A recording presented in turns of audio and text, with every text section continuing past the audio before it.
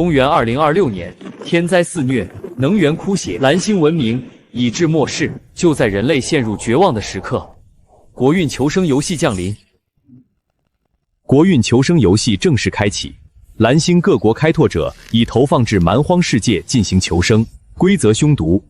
开拓者的每一次求生探索，都将获得物资反哺母国。若开拓者求生失败，当场死亡，将导致天灾降临母国。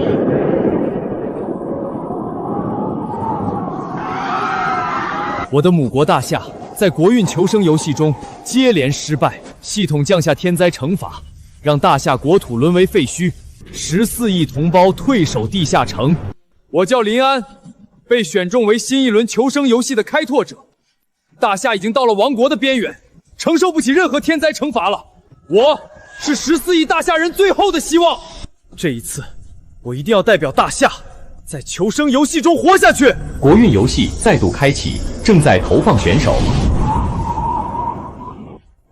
警告：大夏国选手林安，降生点为 S 级生命禁区永冻冰原，气温-200摄氏度，存活率0.001%。完了，彻底完了！我们大夏的选手竟然被投放到了生命禁区。别的国家选手要么是浆果遍地的丛林，要么是鱼虾满仓的海岛，咱们大夏选手却沦落到寸草不生的冰原，这是天要亡我们大夏呀！哈哈哈哈！大夏国完犊子了，别国选手是求生，大夏国选手这是送死啊！可怜的大夏人，准备好迎接天灾，彻底亡国，跟这个开拓者一起陪葬吧！我不能死，如果我死在这里，大夏就会降下灭世冰灾，气温降至绝对0度，14亿同胞全都会没命。林安，听得到吗？这里是大夏指挥部，超算中心正在强行破译传送通道，我们将耗尽东部大夏城所有能源，为你提供30分钟的热源，供你更好的探索冰原。撑住！不行，停止破译，停止传送热。一旦耗尽东部能源，东部大夏城300万人的取暖就会瞬间中断，你们会被活活冻死。你是我们最后的希望，只有你活下去，我们大夏14亿人才能活下去。我们东部地下城的300万大夏人都已做好了牺牲的觉悟。林安，小心！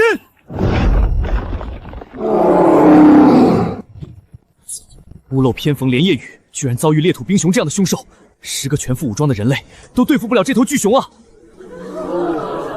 完了，彻底完了！本来冰原就难以求生，如今林安还碰到了强悍的凶兽。裂土冰熊在力量和速度上完全碾压普通人类，而林安手里甚至连武器都没有，死定了！游戏结束，大夏国选手马上就要变成狗熊的午餐了。哈哈，就算是我们灯塔国的选手，碰到裂土冰熊都得绕着走。看来上帝已经彻底抛弃了大夏。难道我求生5分钟不到，就要被裂土冰熊杀死，成为最快死亡的开拓者，还要害得大夏一起亡国？我不甘心！检测到宿主身处绝境，大夏国运未绝，每日情报系统绑定成功，正在扫描蛮荒世界隐藏信息，扫描完成。0.5米处埋藏着前任大夏开拓者的遗物——金刚匕首。情报系统来的正是时候，天不亡我大夏。接下来看我在这国运游戏中杀出一条生路。大夏选手吓傻了，他居然不跑还往前冲。看来这个八嘎已经彻底放弃，打算自杀式袭击了。待下就准备迎接天灾降临吧。林安，快躲开！0.5米的冰层我根本破不开，但借助裂土冰熊的力量就没问题了。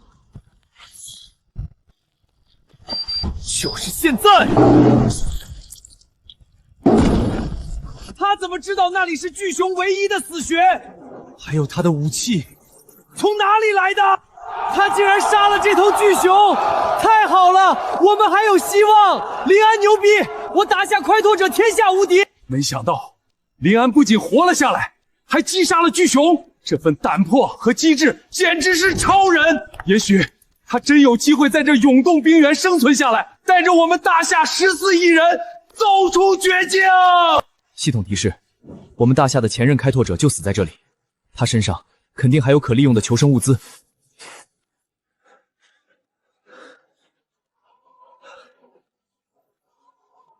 前辈走好，您放心，塔下由我来守。全体起立，向我们的开拓者前辈敬礼。就算大夏选手侥幸杀了这头熊又怎么样？那可是气温零下200度的永冻冰原，没水、没火、没食物，一样活不下去。就是永冻冰原是生命禁区，不管他怎么挣扎，都会和这人的下场一样，冻成死狗。哈哈哈。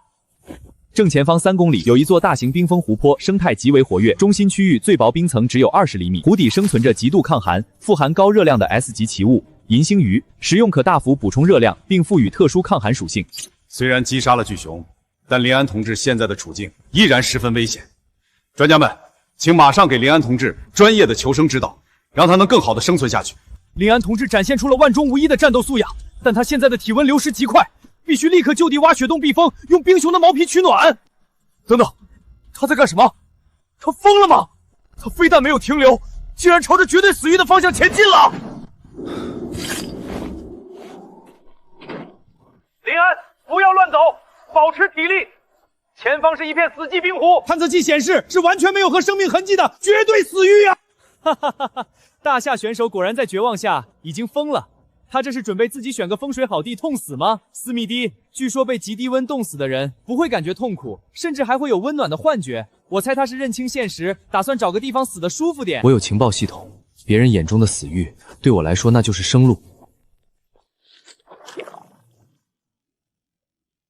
就是这里，系统标的的最薄弱破冰点。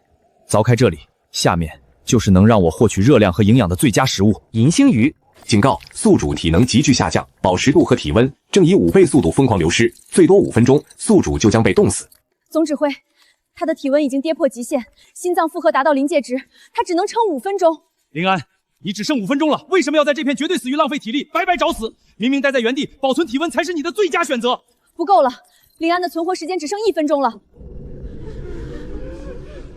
哼，大夏，只剩最后60秒了，这个选手死定了。他这是在给自己挖洞，好让自己的尸体躺进去。这冰湖是绝对死域，又不可能挖出什么活物来，除了给自己挖坑，我想不到别的选择。我不能停，14亿大夏人在等我，我一定要挖开这冰面，给我破！他怎么可能知道那下面有鱼？这里不是绝对死域吗？这么多的鱼都死哪儿来的？就问你们脸疼不疼？我临神开了全图卦，懂不懂啊，洋鬼子们？天用大夏，临神牛逼！恭喜宿主使用特殊奇物银星鱼，获得被动属性初级抗。大夏开拓者林安获得特殊资源银星鱼奖励反馈中，大夏全季气温加20摄氏度，您获得食物银星鱼。升温了！大夏全境都升温了，临安获得了奖励，我们的国土一瞬间从寒冬升温到了暖春，大夏全体子民终于不用待在地下城了。热的，是热的，我们有吃的了，我们活下来了，太好了，咱们有吃的了，整整3个月，我第一次吃到热的食物啊！快吃快吃，这银星鱼羹不仅能填饱肚子，还能增加我们的抗寒度，哪怕温度再降低，咱们也不怕冻着了。凭什么？凭什么大夏国开局是地狱难度的死局，现在不仅升温了，还吃上了带特殊属性的神奇食物？这不公平！就算他们吃上了一口热的又怎样？对大夏人而言，这就是断头饭。S 级生命禁区的恐怖，他们想象不到。警告！警告！狂暴寒疗即将吞噬永冻冰原，请开拓者立刻寻找掩体。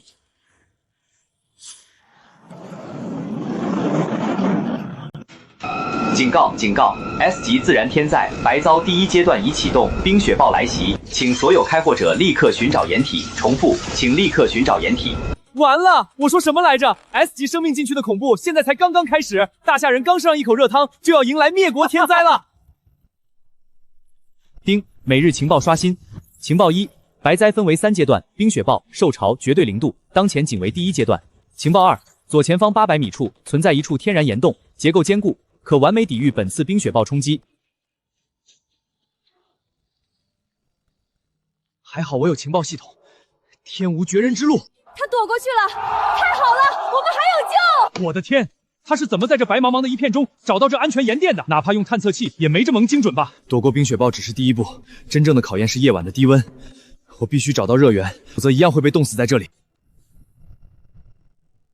看到了吗，大夏人，这才是开拓者该有的样子。我们的武田军在度假，你们的临安在等死。哈哈哈，他们还在零下100度的冰洞里发抖吧？太可怜了，不如早点并入我们大樱花帝国，还能分你们一口汤喝。总指挥，沿岩洞内的温度已经下降到零下80度了，林安的生命体征正在快速衰减。零下80度，神仙也熬不过去吧？大夏这样的劣等民族，就该跟他们的开拓者一样，在这天灾中彻底灭绝。情报系统，快！我需要你的支持，帮我找到这绝境中的一线生机。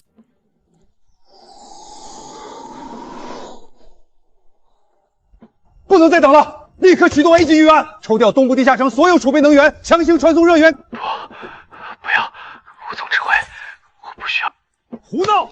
你快要冻死了，这不是逞英雄的时候。真正的生路不在这个洞里，还不到使用热源的时候。情报刷新，冰封湖泊正北方向500米处，雪层之下掩埋着一座天然冰屋，地底3米深处蕴藏着高热值燃料燃冰热油。林安这是在干什么？他竟然走出了冰洞！胡闹！你疯了吗？外面气温还在持续下降，躲在洞里才是你唯一的生路。完了，他自暴自弃了！这么冷的天，他走出山洞，这是要去自杀呀！为什么我们的开拓者这么莽撞？早知道这样，当初就该想办法移民去灯塔国。我相信林神，他之前创造了奇迹，这一次也一定可以。笑死我了！他果然是放弃了，他这是主动去找死神报道。从科学角度讲，这种极寒环境下不可能存在任何天然庇护所，更不用说热源。这位大夏选手的行为，除了自杀，没有第二种解释。大夏的开拓者，你没必要找死，我可以代表樱花国，我给你一个机会，只要你此时对着屏幕跪下，宣布让大夏并入我大樱花帝国，成为我们的附属。等你们被灭国的时候，可以以奴隶身份在我樱花帝国生活。天不亡我大夏，用不着你们这些跳梁小丑在这里盈盈狂吠。接下来，就请全世界见证奇迹！冰屋避难所在生命禁区，居然有如此完美的冰屋避难所，难道是上帝在保佑他？在这能见度不足30厘米的区域，能跋涉数百米找到冰屋，就更加不可思议了。恭喜大夏开拓者林安成功发现特殊庇护所天然冰屋，奖励反馈中，奖励大夏国地级避难所3000座，所有避难所自带智能恒温系统。地级，是地级避难所，还自带恒温，林神牛逼！哈哈哈哈哈！樱花国那帮蠢嬛嬛，看到了吗？我们的避难所不仅比你们多，哈哈哈哈哈！等级还比你们高，气不气？八嘎呀路，这不公平！系统一定是出错了。凭什么？检测至樱花国开拓者言语侮辱系统，予以惩罚。系统惩罚：收回此田奖励的1000座 F 级避难所。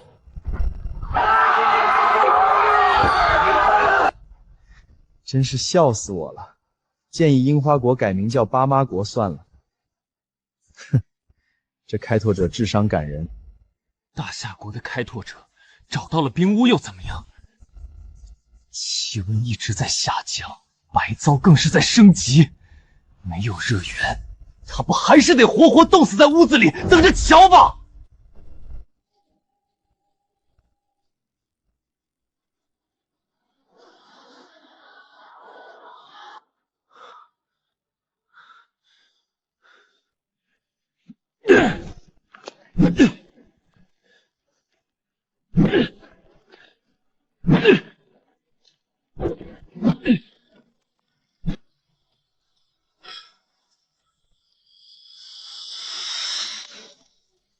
林安在干什么？永冻冰原的寒气是从地底往上传导的，他往下挖，只会越来越冷啊！这不是在主动找死？热源就在下面，大家耐心等待。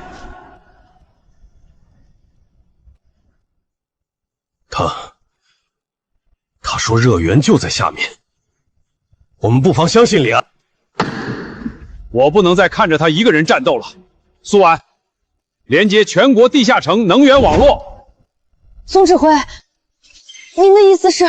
对，这一次不是东部，是全国14亿大夏人做临安最坚实的后盾，我们一起战斗。愚蠢！为了一个必死的人，耗尽整个国家的储备能源，大夏人真是疯了。挖吧，挖吧，等你们能源耗尽，开拓者冻死，就是你们的亡国之日。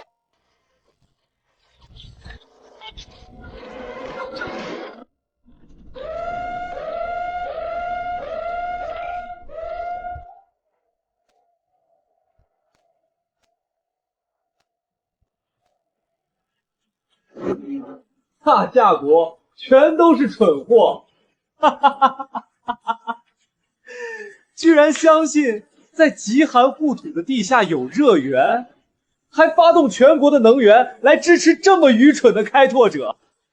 正是大夏国的愚蠢，才衬托出我们樱花国的高贵强大。接下来，我们只要等待他们能源耗尽，自取灭亡就好了。胜利就在眼前，我不能倒下。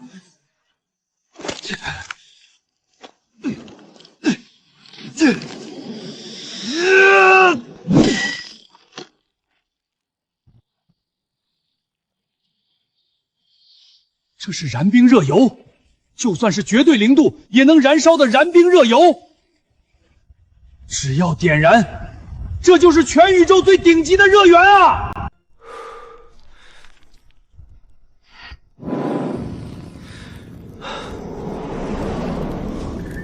成功了！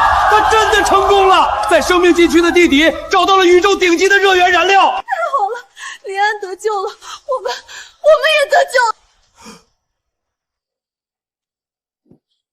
我的上帝，这是比最高比号的航天燃料能量密度还要高的超级能源。如果能得到它，我们灯塔国的能源危机将彻底解决。怎么会这样？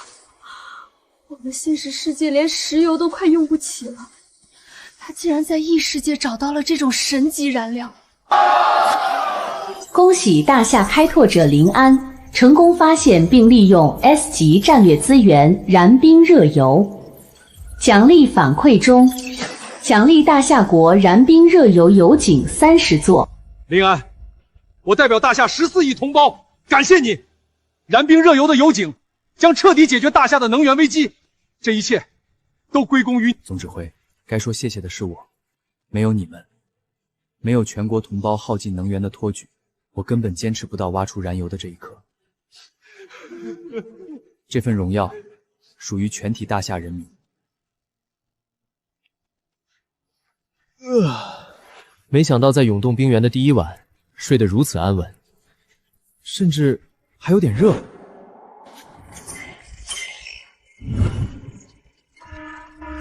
国运求生游戏第1页结束，全球1000名开拓者，现存501名，499国家将迎来天灾惩罚。大夏国开拓者林安综合生存平行上升，当前全球排名第50名。才第50名而已，有什么值得炫耀的？我们灯塔国的强者可是稳居第1。别高兴得太早，没听到系统警报吗？白灾的第2阶段受潮马上就要来了，我看他怎么死！距离受潮只有1个小时了，必须立刻找到应对受潮的办法。情报系统启动。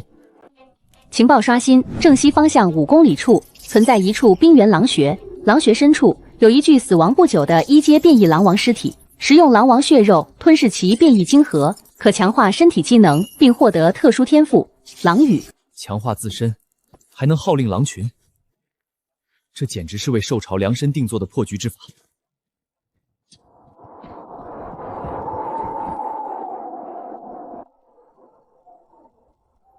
总指挥，林安正在高速移动，他的目标方向，天哪，那是我们探测到的弯微生物聚集区，绝对不能让他过去。超算显示，那里至少存在1阶甚至2阶的变异凶兽，那个地方极有可能就是本次受潮的爆发源头之一。他现在过去，等于自杀。林安，立刻停止前进！你去的方向是受潮爆发点，太危险了！大夏智囊团专家组的建议是，立刻返回冰屋，用合金铲加固，同时向下挖掘，躲在地下。总指挥，躲得了一时，躲不了一世。兽潮爆发，所有凶兽都会陷入疯狂觅食的状态。小小的冰屋迟早会被发现并摧毁，我绝不能坐以待毙。可你现在过去，主动出击，才有生机。我必须在兽潮全面爆发前获得更强的力量，请相信我。我同意，但是你不是一个人在战斗。启动镇国传送协议，耗尽国库所有库存的 A 级能源晶和黄金储备，把斩七型给我传送过去。总指挥，传送物品，尤其是高科技武器，需要消耗的资源是传送能源的100倍、1000倍。临安是我们所有人的希望，他值得我们的托举。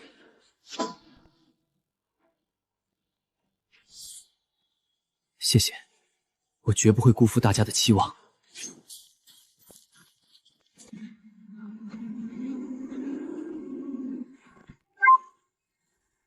这么多狼，临安进去会被瞬间撕碎的。光看到这些凶兽，我都头皮发麻。我们的开拓者真是了不起。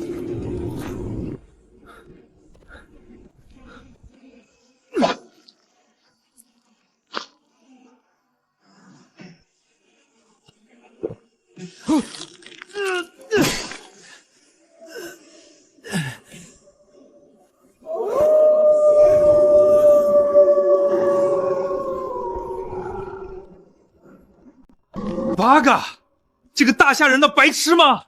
琼朝要来了，不躲起来，还让自己跑到怪物窝里去送死，真是愚蠢至极的操作。他激怒了整个狼群，下一秒就会被撕成连骨头都不剩的碎片。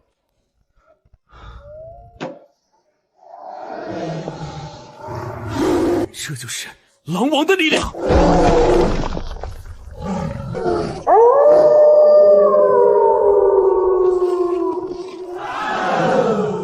恭喜大夏开拓者临安成功吞噬1阶变异狼王晶核，获得 B 级天赋狼王之力，获得 A 级天赋狼羽。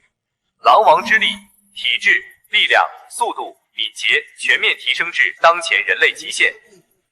狼羽可与狼类生物进行沟通，并对它们进行号令。系统全球通告奖励反馈中。大夏国全体国民体质获得恶狼之力增幅、狼王之力弱化版，综合身体素质提升2倍。恭喜樱花国开拓者武田信成功击杀1阶变异巨齿鲨，获得 A 加级天赋鲨鱼之力。ケンガル玉、俺の武田軍へ即ジャンブラ！小国日力伊藤が武断殺来強豪ら！正当は你们の老母落ちる強多ら！狼王之力确实一般，但这狼羽天赋，在即将到来的兽潮中，才是真正主宰战场的神技。我即是群狼之主！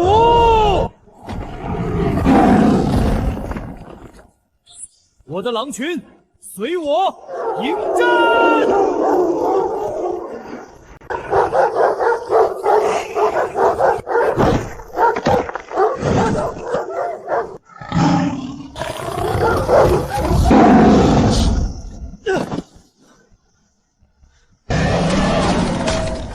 不行，不能再这样下去了，他会被活活耗死的。启动最终预案，传送我过去。总指挥，传送人类所消耗的能源是传送物品的10000倍，那会导致全国大停电1小时，我们将彻底失去临安的画面和联系。我曾是龙国最强的战士，只有我过去才能帮他分担压力。至于停电，我相信我们的国民能够理解。疯了！大夏人彻底疯了！兽潮是天灾，传送一个战士过去有什么用？传送失败，目标区域危险等级提升至 SS 级，所需能量翻倍，现有能量不足。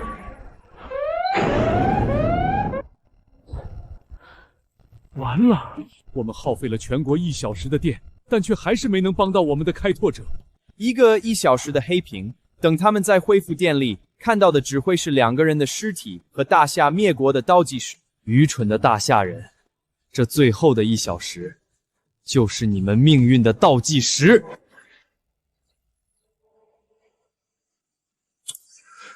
林安，你还活着吗？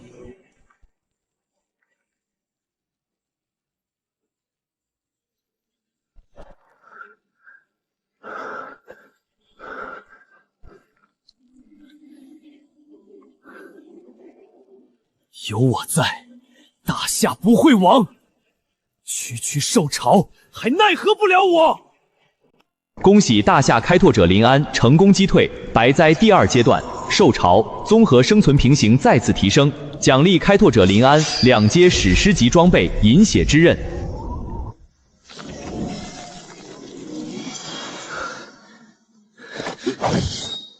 这把饮血之刃将成为我在这绝境中开辟生路的全新倚仗。恭喜大夏国在白灾受潮中表现卓越，国运排名飙升至全球前10，奖励大夏国10万吨高品质瘦肉。肉是真正的肉啊，香，太香了！我这辈子再也不用吃蚯蚓干了。感谢灵神，感谢国家，我们终于可以吃肉了！灵神牛逼，大夏牛逼！一群没见过世面的乡巴佬，才10万吨瘦肉而已，有什么好大惊小怪的？我们灯塔国的开拓者天天吃上好的西冷牛排，都快吃腻了。这群大夏人真是穷俗，多吃点吧，这是你们的断头饭。没看到系统公告吗？白灾第3阶段马上就要爆发了，气温将下降到绝对0度，零下200多度。别说你们的开拓者，就算是生命力最顽强的水都虫也撑不过去。总指挥，距离白遭第3阶段只剩下3小时了。超算中心推演，气温会在这3小时内急速下降到绝对0度，那是连原子运动都将停滞的死亡温度。白遭第3阶段果然不是那么好对付，情报系统立刻启动，寻找生机。情报刷新，正南方向3公里处存在一处天然温泉，温泉深处存在着3阶魔兽沙罗曼。沙罗曼蛇乃天地异种，能不断散发电热，导致周围水域升温。斩杀沙罗曼蛇，获取其蛇胆，可获得稀有特性寒冷免疫，此特性可抵御绝对0度。沙罗梦蛇可是3阶魔兽，以我目前2阶的战力，硬碰硬几乎是送死。但为了活下去，也为了大夏所有人，即使是龙潭虎穴，我也要闯一闯。这蛇胆我拿定了。总指挥，根据超算中心的最新推演，白塞第3阶段的生存几率是0，没有任何生物能在绝对0度的环境下存活。总指挥，各位大夏智囊团专家，我找到了一处天然温泉，这里还有希望。温泉，太好了！林安，是不是想在温泉旁边重新建造避难所？我们立刻准备传送建造材料，帮助你迅速搭建。大夏人又异想天开了，重建避难所，首先时间就来不及了，距离绝对0度只剩不到2小时，要搭建一个能抵御零下200度的恒温避难所，至少需要12小时。没错，而且气温下降的速度如此之快，等到了零下200度，这温泉也得结冰，根本没有任何作用。我实在想不出，在这种绝境之下，林安还有什么办法能够度过这最后的难关。看来，咱们刚升起的希望又要破灭了。不，总指挥，我不需要传送物料搭建避难所，我需要国家帮我提供生物扫描信号以及潜水装备。生物扫描信号和潜水装备，林安，你到底想做什么？情报系统只是告知我这温泉深处有沙罗曼罗，但魔兽的具体方位还需要更精准的生物扫描才能锁定。同时要斩杀这怪物，就必须有潜水装备才行。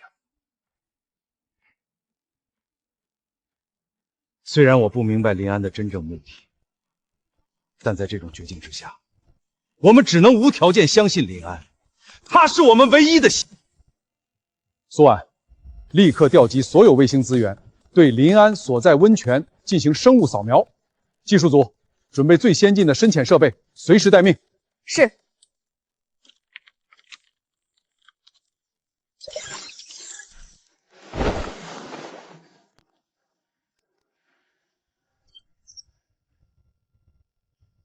总指挥，各位，我下去了。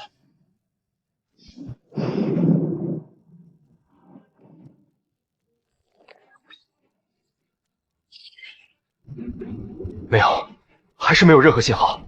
难道情报系统出了问题？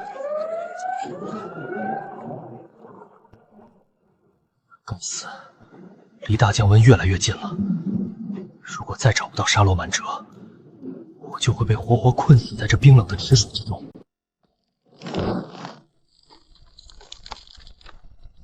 总指挥，温泉也开始结冰了，林安，他快撑不住了！该死，林安，你一定要撑！林神，快出来啊！温泉都结冰了，再不出来会冻死的。他到底想干什么？这样下去，不是白白送死吗？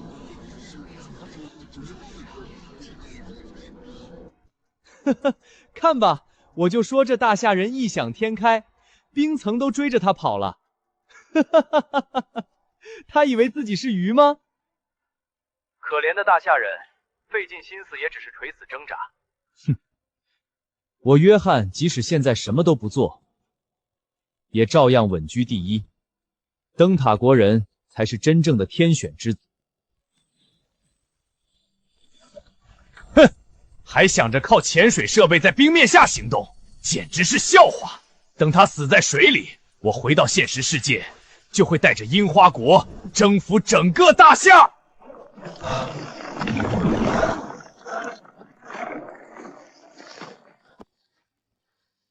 总指挥，林安，他撑不住了。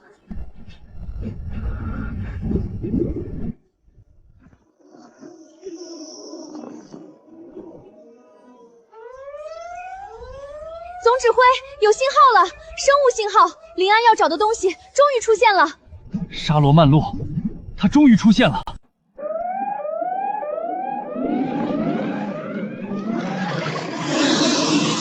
果然是你，来得好。林安他疯了吗？那是三阶魔兽沙罗曼蛇。生物探测器显示，这种级别的凶兽至少需要100个精锐战士才能猎杀。他只有一个人，而且还是在行动迟缓的水下。与在外面等死相比，与三阶魔兽搏命，确实还有一线生机。或许，这正是他唯一的生机。这只魔兽自带热源，猎杀它，说不定能爆出帮助主食度过白遭最后阶段的宝物。九死一生，总好过10死无生。为了大夏，我必须拼尽全力！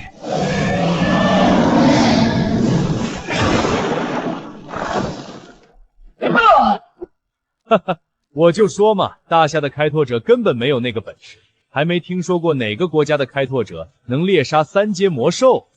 与其被咬死的这么痛苦，还不如老老实实等待白遭降临，不知不觉被冻死更痛苦。我命由我不由天，绝不能在这里倒下。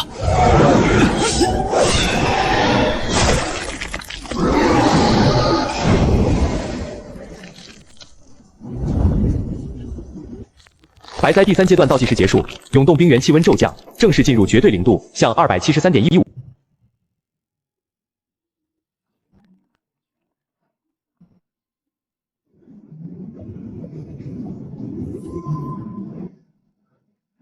林安失败了，我们大夏也失败了。林安，哈哈哈哈！我就说嘛，大夏人还是逃不过灭国的命运，绝对零度，无人能挡。大夏跟这个垃圾开拓者一样，彻底凉了。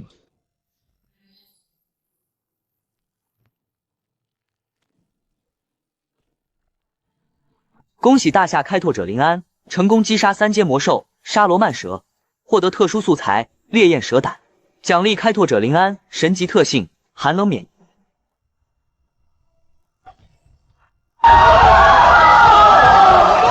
成功了！他成功了！我的大夏英雄！他成功躲过了白灾，为我们大夏力挽狂澜。他得到了神级特性，寒冷免疫，就算再碰到白胶也不怕了。系统全球公告，奖励大夏国全体国民特殊特性：气温耐受。气温耐受，可乘超人体极限的高温和低温，更能适应极端天气。我们活下来了，我们有救了！现在大家都有了气温耐受的特性，即使白灾降临现实世界，咱们能支撑下去了。恭喜大夏国国运排名飙升至全球前5。敬畏，对灵神只有敬畏，他才是我们大夏真正的守护神。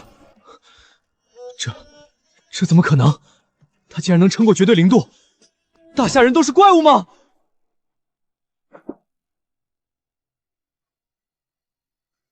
不可能，这绝对不可能！我们樱花国的开拓者都做不到的事情，他凭什么能做到？此人必是我樱花国的巨大威胁。我觉得，这位开拓者林安长得这么帅，如此强大，他一定不是大夏人，说不定他祖上是我们大韩民国的。国运求生游戏第1阶段结束，24小时已过，新的阶段天启模式，新的挑战才刚刚开始。国运求生游戏第1阶段结束，所有开拓者将于7天后进入全新阶段天启模式。天启模式难度提升100倍，这是前所未有的挑战，也是更高层次的进化。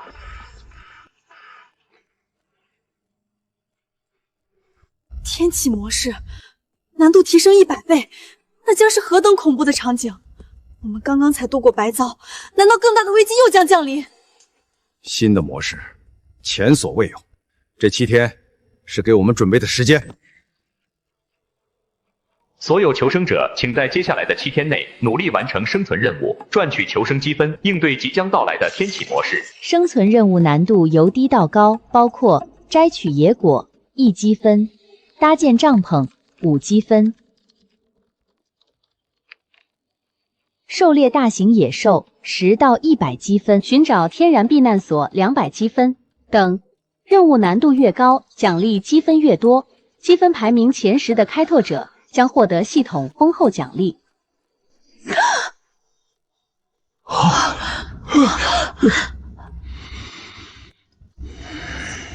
位列榜首的开拓者将额外获得4阶神话武器霸天弓，并荣获开拓者之王的特殊称号。开拓者之王称号专属天赋王之领域，王之领域可划分出一片完全由开拓者掌控的领地，该区域不受任何异常气候影响，同时还能自动驱散野兽的进攻，稳定性与安全性极强，最适合开拓者建设永久性营地，哪怕身处地狱，亦能改造成乐。同时，积分倒数10名的开拓者所对应的国家将遭遇严厉的天灾惩罚。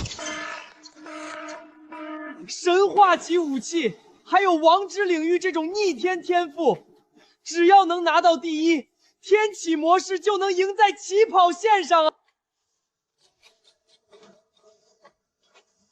太棒了，这7天就是我们的黄金准备期，必须争上评分榜第1。前10，至少要进前10啊！万一落在倒数第10，我们大夏又要遭遇天灾星惩罚了。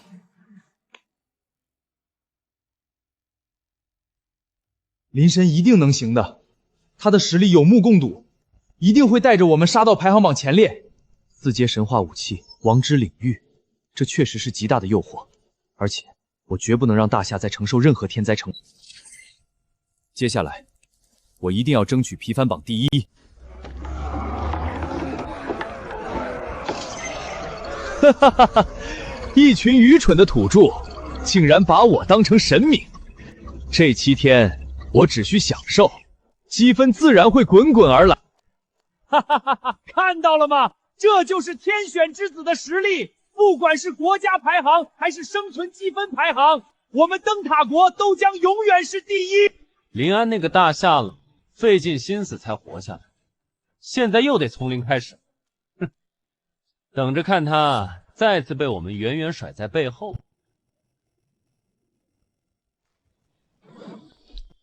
哼，这些低等的生物就是我武田信毒上顶峰的垫脚石。樱花国人在干什么？为了积分，竟然如此残忍地屠杀海洋生物。求生的话，几条鱼就够吃了。这种行为完全是浪费和破坏生态。我们大和民族的开拓者做什么，轮得到你们指手画脚？只有强者才有资格生存下去。为了胜利，别说屠鱼，就算是屠人也值。做完，大夏智囊团专家组立刻分析永动冰原最快赚取生存积分的方式。林安刚刚度过白遭，体力可能还未完全恢复，我们不能让他冒险。总指挥，根据冰原环境特点，大夏智囊队专家组提出了几个方案。第一，利用燃冰热油开采，建造大型暖棚，种植高热量作物。第二，驯服冰原狼群，狩猎大型凶兽。第三，太慢了。永动冰原这种 S 级生命级区，做普通任务的收益远远比不上其他快拓者。我必须找到快速赚取高额积分的办法。情报刷新，正前方300公里处存在一处神庙，那里供奉着整个星球的主宰之神。这是永动冰原最高难度的隐藏生存任务，只要能通过神明试炼，不仅能获得神之力量，更能奖励100万生存积。既然是最高级别的隐藏任务，那它难度恐怕超乎想象。普通生存任务只是挖野菜、打猎、搭建避难所，而神明试炼肯定比这难100倍。但为了大夏，为了天启模式的优势，我必须去做。总指挥，大夏智囊团专家组的方案虽然稳妥，但速度太慢，无法争取到最大优势。我已经有了更快的办法，可以在7天之内赚取到100万积分。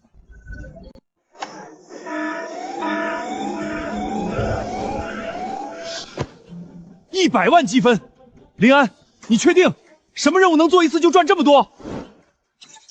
我确定。是啊，赚取积分是水滴石穿的行为，只能慢慢积累。真有这样能一次性提供100万积分的任务吗？100万积分，如果林安真的能做到，那我们大夏将遥遥领先。不仅能拿到神话武器，更是为天启模式打下最坚实的基础。林安，我相信你，但是这个任务到底是什么任务？你究竟有什么计划？需要我们指挥中心提供什么帮助？总指挥，这是一个隐藏任务，系统提示必须独自完成，不得告知他人，不得寻求任何帮助。隐藏任务，好吧，那你大概说说，需要多久，能达到什么效果？等我完成，就能拿到第一，其他的无可奉告。林安，你现在不是一个人在战斗，大夏14亿人的命运都在你身上，你不能随便做决定。什么隐藏任务不能说，这太儿戏。这位是雷利情报官，是大夏最优秀的精英情报员，他做事向来严谨，一丝不苟，有顾虑也很正常。雷利长官，我相信林安，他每次都能创造奇迹。既然系统规定不能说，那一定有他的道理。奇迹不是凭空产生的，是靠精确的分析和合理的执行。事关大夏全体民众的安危，怎能感情用事？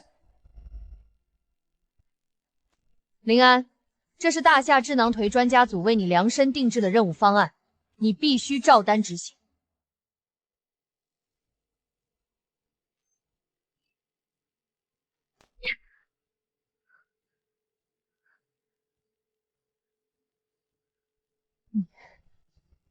你居然敢闭麦！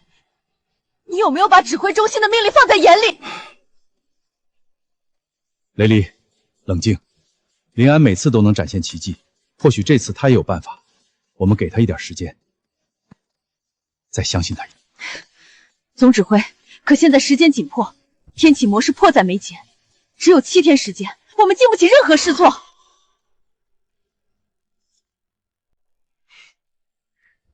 我有情报系统，绝不试错，每一次的选择都是最优解。只可惜，不能告诉任何人。 300公里，路程至少需要6天，这意味着我几乎没有时间去赚取其他积分。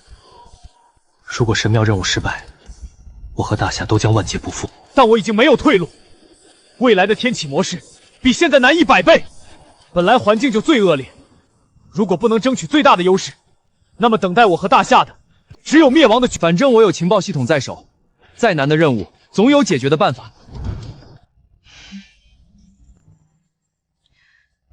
我倒要看看他所谓的隐藏任务能玩出什么花样。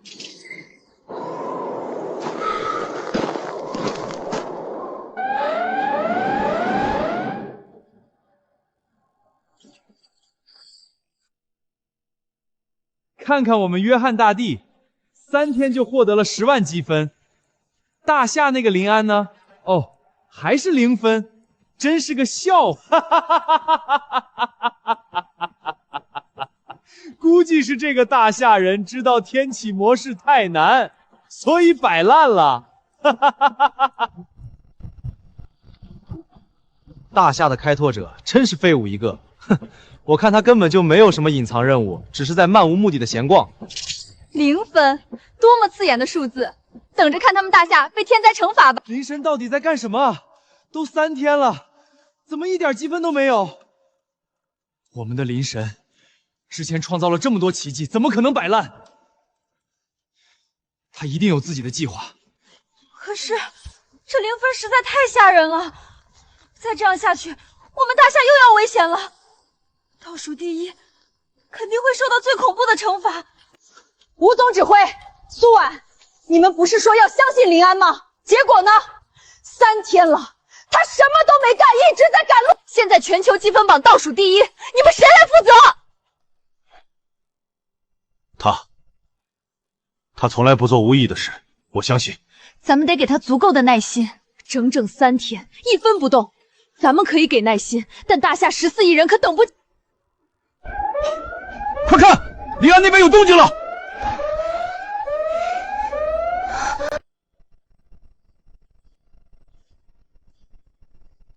情报系统指示，这里是通往神庙的地下入口。接下来继续深入。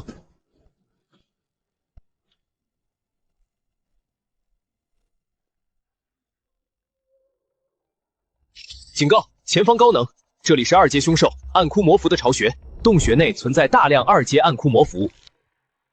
没想到找到2阶魔符的巢穴，清理他们至少也能获得上万积分。林安，他的隐藏任务果然是这个。没错，这上万积分虽然冲不上前10，至少能让大夏摆脱倒数第一的窘局。太好了，林安果然没有让我们失望。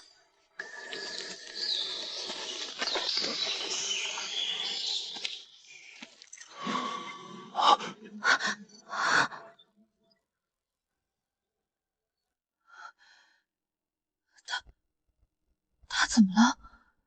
他为什么不清理那些蝙蝠？这可是上万积分啊！他到底在想什么？难道他的隐藏任务不是清理蝙蝠？那会是做什么？林安说，这个任务能赚上百万积分，所以肯定不是清理蝙蝠。也许前方有更大的目标在等着他。这个夏国选手是打算跟蝙蝠一起冬眠吗？放着大好的积分不要，他脑子进水了？哼，我看他就是个懦夫，连这些蝙蝠都不敢动手。大夏人都是软蛋懦夫。这些蝙蝠我看都懒得抬眼看，我的目标只有一个：神庙，还有那100万积分。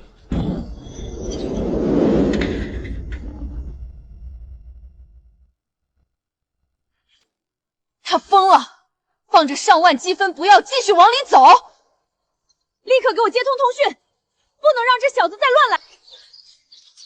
他的声音太吵了，差点把这些冬眠的蝙蝠吵醒。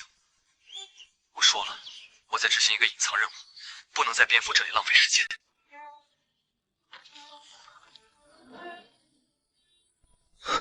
情报刷新，神庙坐标已完全锁定，位于当前位置地下3公里，即将抵达。隐藏任务？什么隐藏任务比国家的命运更重要？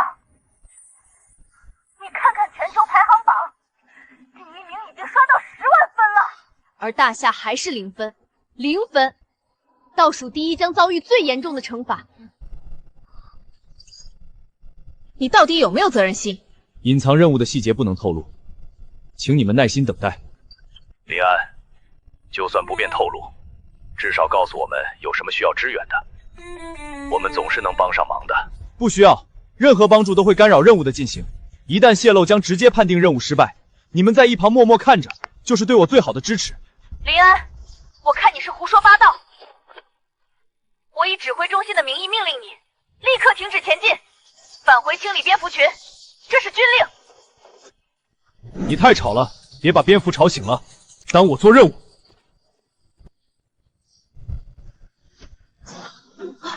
林安，他居然关闭了通讯，他这是完全不听指挥了。混蛋！这个开拓者完全没有组织纪律。他这是在白白浪费我们的时间，浪费整个大夏的希望。他难道想带着我们14亿人一起去数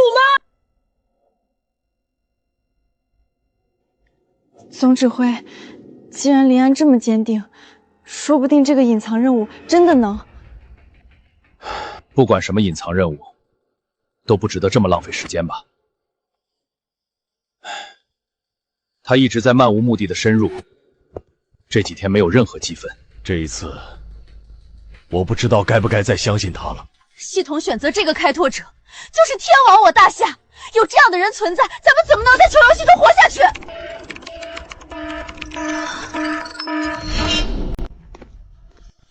第6天了，他居然还是什么都没干，一直在赶路。我申请系统召唤开拓者，这种不听指挥只会乱跑的家伙，根本不配代表大夏。提示：开拓者一经选定，无法更换。林安，你到底要干什么？到底要去向何方？林安，希望你不要辜负所有大夏人的。灵神，他是不是真的放弃了？难道天启模式真的太难了，他才选择这样摆烂？我早就说了，那个大夏人就是个懦夫。我看他所谓的隐藏任务根本不存在。他只是想找个地洞躲起来，苟延残喘。而且就算有隐藏任务，也不可能一下子赚到100万的积分吧？许愿都不是这么许的。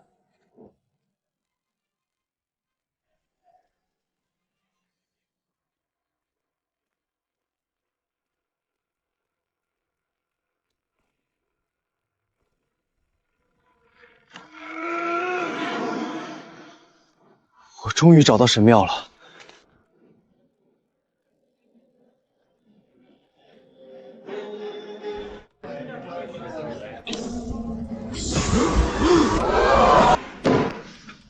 法克，这是什么地方？那大夏老，他竟然找到了如此宏伟之……这地方绝对不是人类能建造的。难道这里真的有什么牛逼的隐藏任务？灵神威武，他果然没有骗我们。这神庙看起来好宏伟，一定有大……总指挥，林安找到的这座神庙，一定能为我们大夏创造奇……他不过是找到了一处废弃的宫殿而已。看情况，这里荒废很久了。就算有什么生存物资搜刮，也少得可怜，更不可能有什么隐藏任务。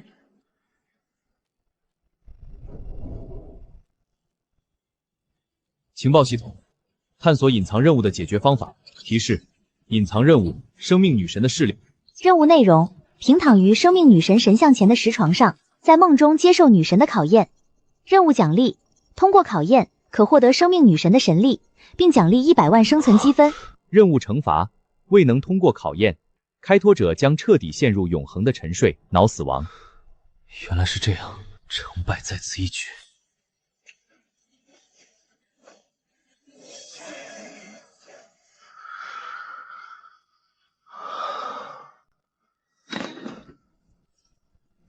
林安，他在干什么？他怎么躺下在睡觉？那石床，那光芒，看着似乎很危险，他不会有事吧？躺着睡觉能有什么危险？我看他舒服得很，你们看到了吗？看到了吗？他就是个懦夫，他不是来完成什么隐藏任务的，他就是想来这里睡觉，他想逃避天启模式，就是个自私自利的混蛋。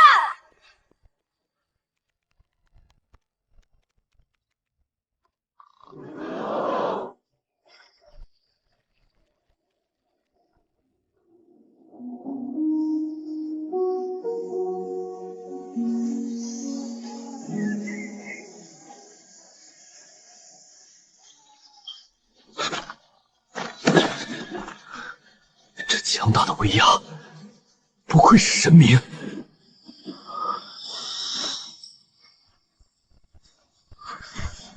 我的精神力正在迅速下降，一旦归零，我会彻底脑死亡，永远沉睡在这里。情报系统，寻找通过神之试炼的办法。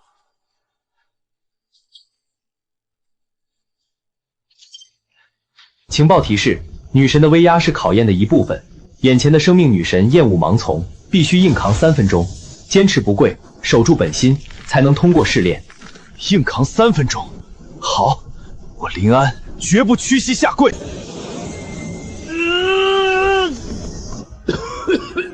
开拓者，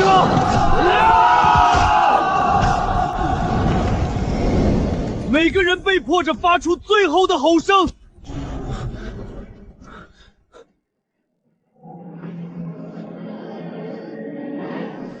凡人，你通过了考验，吾将赐汝神之力量。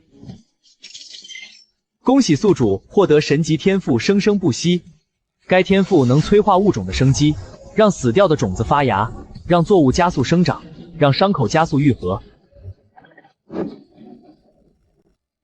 天启模式最终倒计时00:00:10。总指挥，天启模式只剩下最后10秒了，林安怎么还没醒？哪怕林安真的在执行什么隐藏任务，现在也不可能赚到多高的积分了。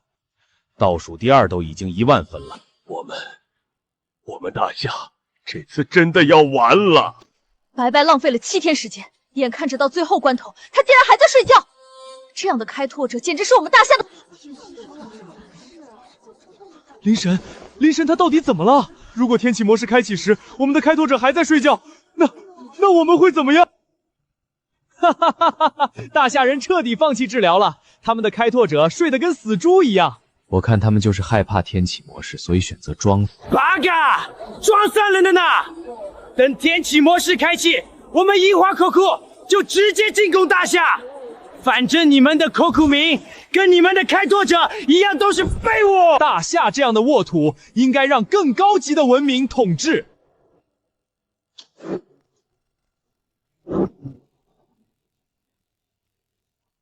樱花国的小丑也配染指大夏？看清楚了，接下来我大夏将成为积分榜第1，将你们所有人踩在脚下！哈哈哈哈！这个大夏人是不是还没睡醒？眼珠子被眼屎糊住了。看清楚，第1是我们灯塔，难不成你还能一次性赚30万积？别说什么30万，现在只剩最后几秒钟。哼，他连30分都赚不上。30万，我看不上。我的积分是100万。这个林安是不是彻底疯了？我们大夏造了什么孽？系统选出这么个快拓者来害我们，还想赚100万积分，他是不是做梦还没醒？剧中机械载国机械载者林安完成隐藏任务“生命女神”的试炼，获得生存积分100万，特此全球公告。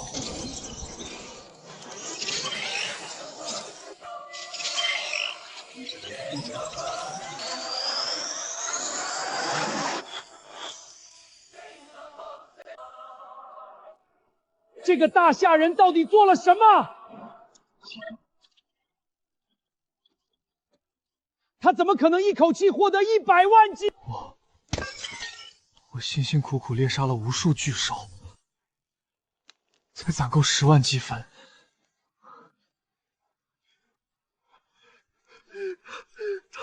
他到底做了什么？这样的隐藏任务，为什么我樱花国没发现？他一个大夏的垃圾，凭什么？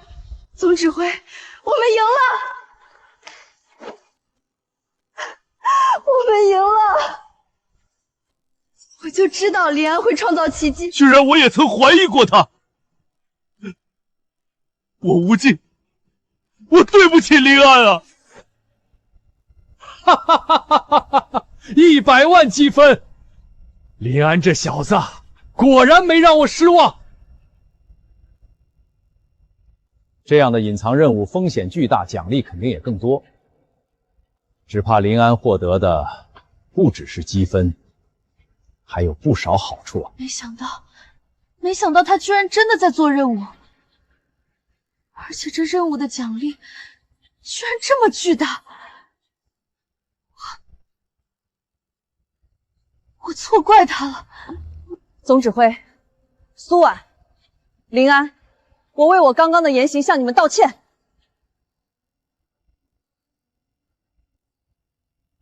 是我太狭隘了。恭喜大夏国开拓者主体1以1万积分遥遥领先，荣登全球皮行榜榜首。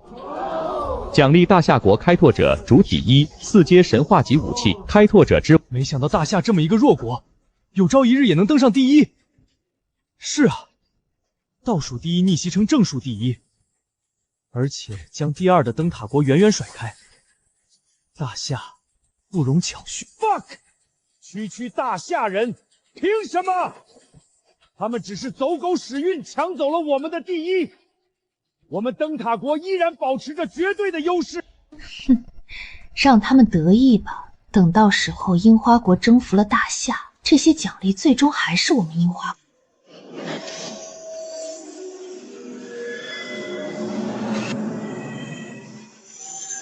不愧是神话级武器，其中蕴含的力量恐怖如。它能自动锁敌，攻击距离也远超任何热武器。有了它，接下来的天启模式，我将如虎添翼。国运求生游戏天启模式正式开启，请各国开拓者做好准备，迎接更高层次的挑战。天启模式规则如下：一、各国可传送4名新的求生者进入求生游戏，和当前开拓者可发起1v1国战，直接传送进攻对方基地，胜者可夺取对方基地，吞并现实世界的。3. 国战开始前关闭直播，各国开拓者可各自发展全球直播，所有人都能见证国战胜胜负。天启模式能投入更多的人员，解锁了基地建设，开启了国战系统，这意味着单兵求生时代结束了。是啊，国家级基地建设和争霸时代即将来临，有林安在，我们一定能。输了全军覆没，我们绝不能输。现在立刻挑选出最精锐的4名队员，传送到林安身边。他们将是林安的左膀右臂，是我们大夏能否在天启模式中立足的关键。约翰是我们的王牌开拓者，我们必须围绕他建立一座无坚不摧的自由之城，这将是全游戏最强大的基地。以举国资源托举武田信，我要他建立一座樱花帝国。还有，我要武田信在国战开启后，直接发起对大夏的彻底消灭大夏的基地，让他们为他们的狂妄付出代价。挑选队员，重中之重。他们不仅要有能力，更要能和林安完美配合。总指挥，我已经有了初步人选。第1位，雷利，原军事学院高材生，现任情报部资深情报官，精通格斗、战术指挥、野外生存与战略分析。他的武力值和军事素养绝对能成为林安的左膀右臂。雷利的能力毋庸置疑，但他的性格是否能和林安和谐共处？这也是我担忧的地方，但他的专业能力无可替代。第二位，李雪儿，蓝星顶尖世家李氏集团的继承人之一，拥有超凡的商业天赋和管理能力，精通经济、物流、资源调配。有他负责基地会计与后勤，能最大化资源利用率。3位穆小玲，中科院最年轻的博士生，天才科学家，精通物理、化学、生物、工程学等前沿。有他在，我们的科技发展将一日千里。最后一位，徐莹莹，世界顶级的医学专家，医术精湛，经验丰富，对各类疑难杂症和野外创伤有独到见解。他是团队的健康保障。好，就他们了。这4个人能力都很突出。立刻联系他们，告知任务详情，做好传送准备。安排的很到位，他们的能力都很强，但是整个团队必须由我说了算，这是底线。我可是军事情报官，官职和军衔都比他高。虽然他之前的隐藏任务完成的很漂亮，但那说到底凭的是运气，凭什么要听他的？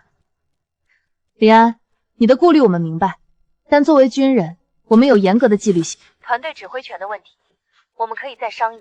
没有商议，我是开拓者，也是你们的绝对领袖。天启模式容不下任何差池，如果接受不了，现在就可以退出。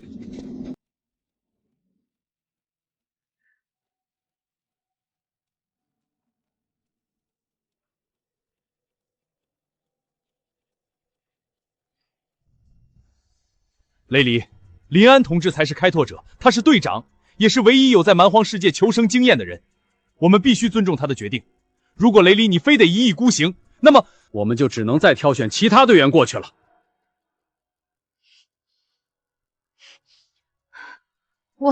我接受，但希望林安开拓者在决策时也能听取我们的专业意见。只要是正确的意见，我自然会听。一个被系统随机选中的普通开拓者，居然敢对我这个世家大小姐摆谱。基地管理，我才是专业。虽然他完成了一个隐藏任务，但这并不代表他具备全面的领导能力。要不要听他的，还有待考察。团队合作，当然要以生命安全为重。如果他的命令与医学常识相悖，我绝不会方从。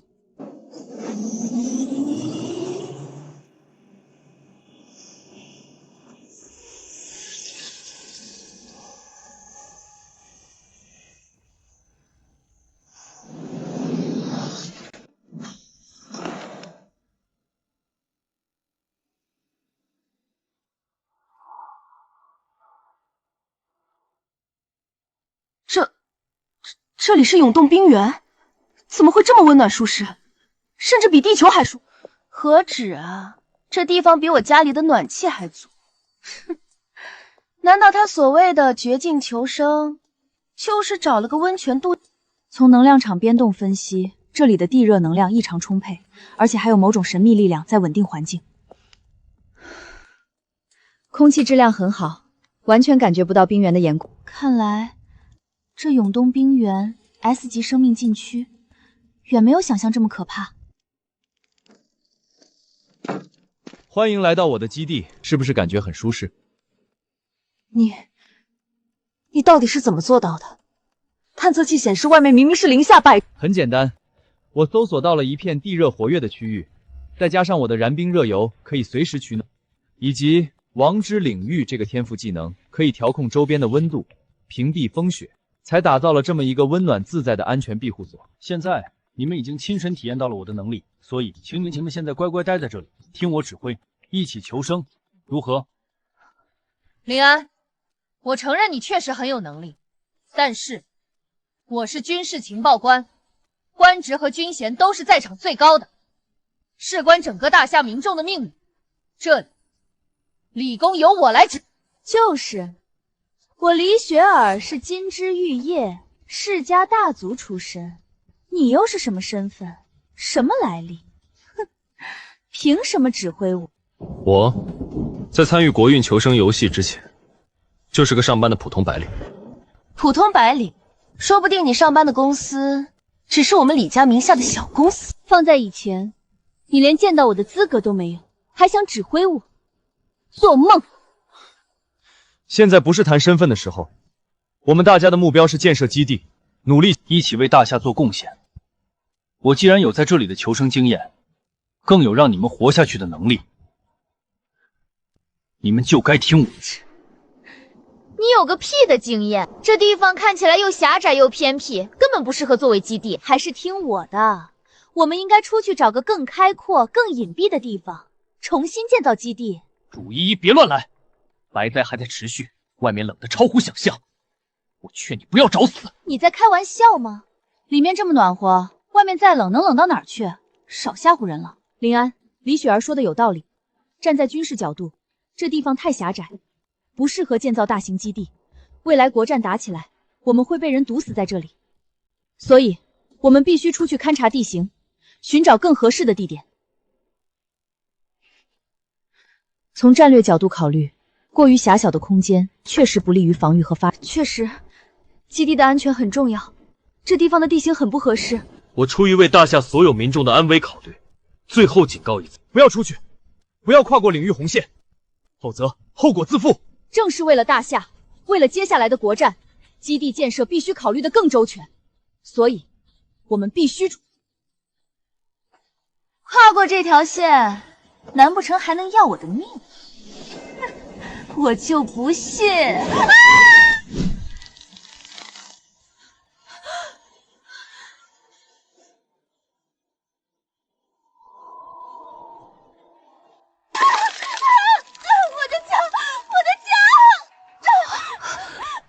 天哪，他的脚都已经冻碎了，伤口处也彻底坏死。我不是说过了吗？白灾还在持续，外面冷得超乎想象。没有强力的保暖措施，直接就冻成冰雕。你现在应该庆幸，只是丢了条腿。我没想到里面这么暖和，外面竟然这么冷。里面暖和，那是因为我选址选得好，外加动用了王之领域天赋技能。还有燃冰热油的持续供暖，这怎么可能？而外面依然是零下100度到200度的白灾区域。从能量守恒定律来看，这股极致的温差，确实是普通生物无法承受的。林安，我的脚，求求你救救我！我不能没有这条腿。我堂堂李家大小姐，不能变成一个废人啊！抱歉，李小姐，膝盖以下已经完全冻碎了，不可能复原了。甚至连你大腿根部都开始坏死，不仅没法救治，甚至还得截肢大腿。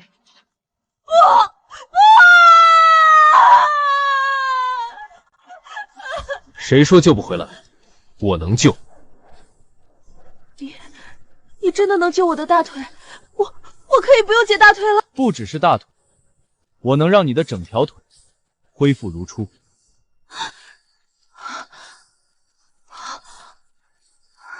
林安，你在开什么玩笑？没看到李雪儿的小腿都变成碎冰块了？哪怕是她大腿的坏死程度，也没有办法用现代医术救回来。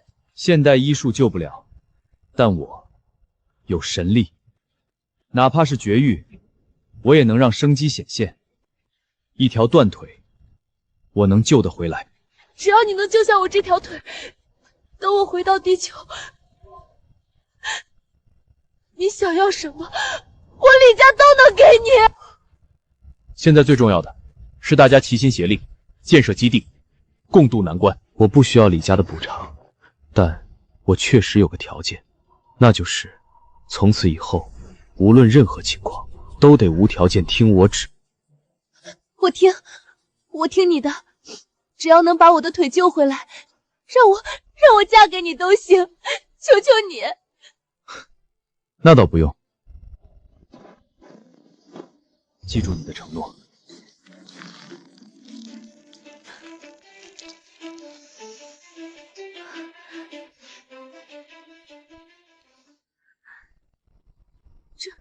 这怎么可能？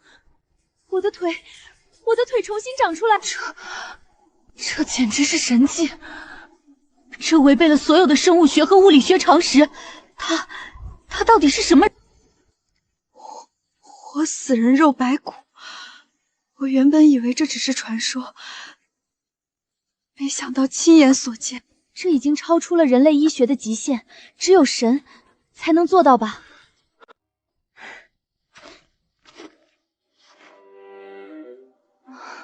不可思议，这简直是医学史上的奇迹！细胞再生速度超越了现实极限。林安，有了你这种能力，我们还需要医生做什么？任何伤病在你面前都将不值一提。不，你想错了。这是我从神明试炼中获得的神力技能，并不能无限使用，每次都会消耗我海量的精神力，所以医生依然是团队中不可或缺的一环。常规的伤病治疗还是需要医生你来负责。这种神力只能作为我们最后的底牌，在生死关头使用。林安，谢谢你。从今天起，我李雪儿这条命就是你的，你说什么我就做什么，绝无二话。这个男人不仅实力强大，能在这绝境中创造奇迹，跟着他绝对比自己瞎闯要安全100倍。听他的，不仅不丢人，反而是我们最大的幸运。就算他有神奇的治疗能力又怎么样？这最多证明他能当一个好医生，或者说一个好的辅助。林安，我承认你的能力很神奇，但是建设基地和未来国战不是靠你一个人就能完成的。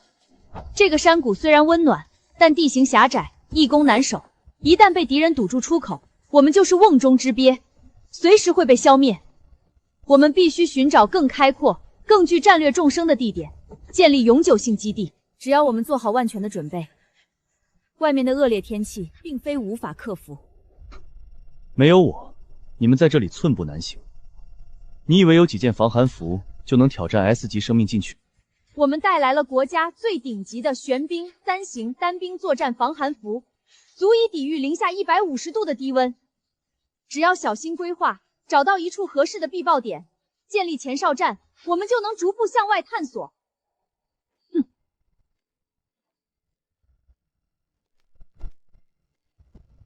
我们走，不能把所有希望都寄托在一个人身上。林安还是太自以为是了，大夏的未来需要我们自己去开拓。从逻辑上讲，雷里长官的战略规划更具前瞻性。团队的生存确实不能只依赖一个人的特殊能力。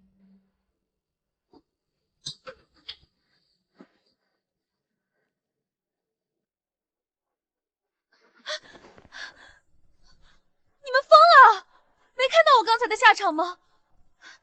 林安是为我们好，才劝你们留下的。哼，刚刚是你毫无准备，贸然冲出去的结果。我们现在有万全的装备和计划。李雪儿，你要是害怕，就留在这里当他的跟屁虫吧。我亲身体会过外面的恐怖，可不敢拿自己的小命开玩笑。雷利他们太固执了。让他们去吧，我尊重他们的选择。林安，等我找到更适合建造基地的区域，你就该知道谁才是这个队伍真正的领导。是吗？那祝你们马到成功。雷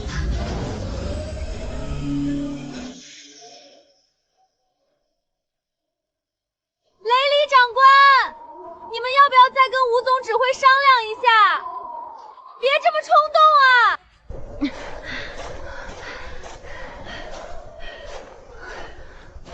我们不是冲动，而是为了大局考虑。龟缩在那个安乐窝里，才是真正的短视和行乐。一旦国战开启，敌人从天而降，那个小山谷就是我们的坟墓，我们必须走出去。可是以林安的能力，我觉得他不会坐吃山空，更不会被敌人打垮的。真是个头脑简单的世家大小姐，不肯吃苦也就罢了，一点小恩小惠，就让他对这个男人五体投地。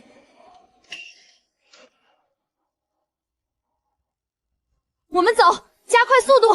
天黑前必须找到落脚点。李雪儿，回来吧，不必劝。等他们像你一样吃足苦头后，会自己回头的。这个地方就是情报系统给出的最安全的基地建设区域，除了水热条件好之外，还有天然磁场，能干扰敌人探测。不过这种事就没必要告诉他们。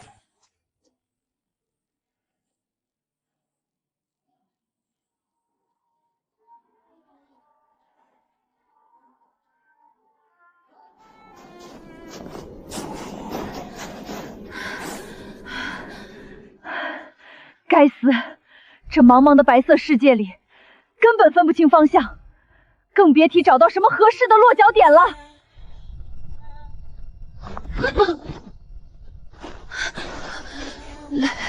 雷厉长官，我快撑不住了。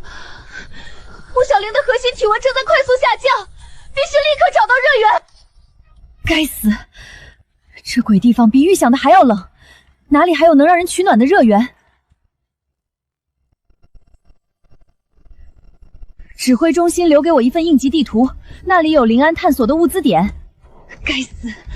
没想到我们走出来了，还得依仗临安留下的痕迹。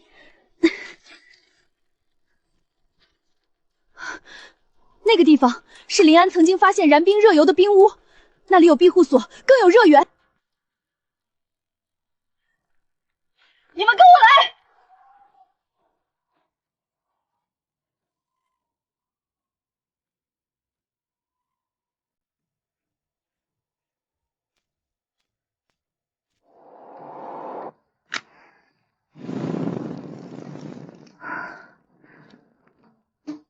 这个地方，我好像在临安的求生直播里看到过。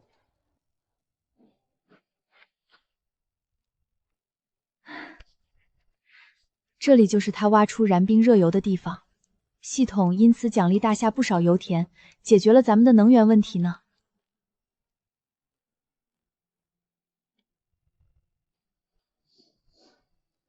真的？好了，之前的事不必再提，这只是我们暂时的落脚点。等我们补充了热量，就用这里的燃油作为热源，继续向其他区域探索。我绝不会一直依赖临安留下的东西。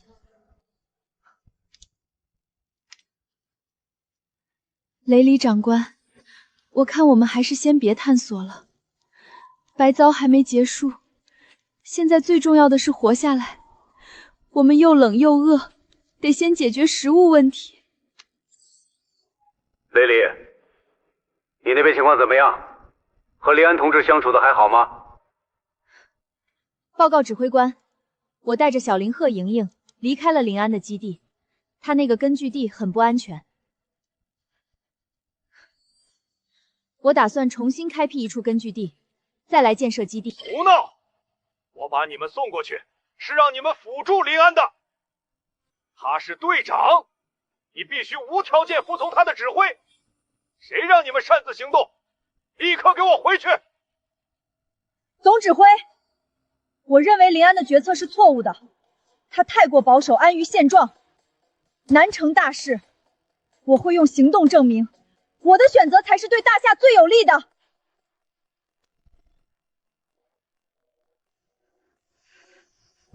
这个雷毅太骄傲，太自负了，我真是后悔把他送过去。临安才是我们唯一的希望啊！临安，凭什么？凭什么所有人都把你当成最大的希望？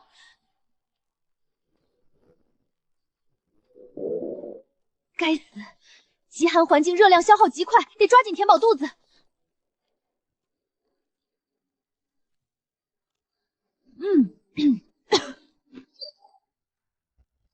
雷里长官，你们吃饭了没有呀？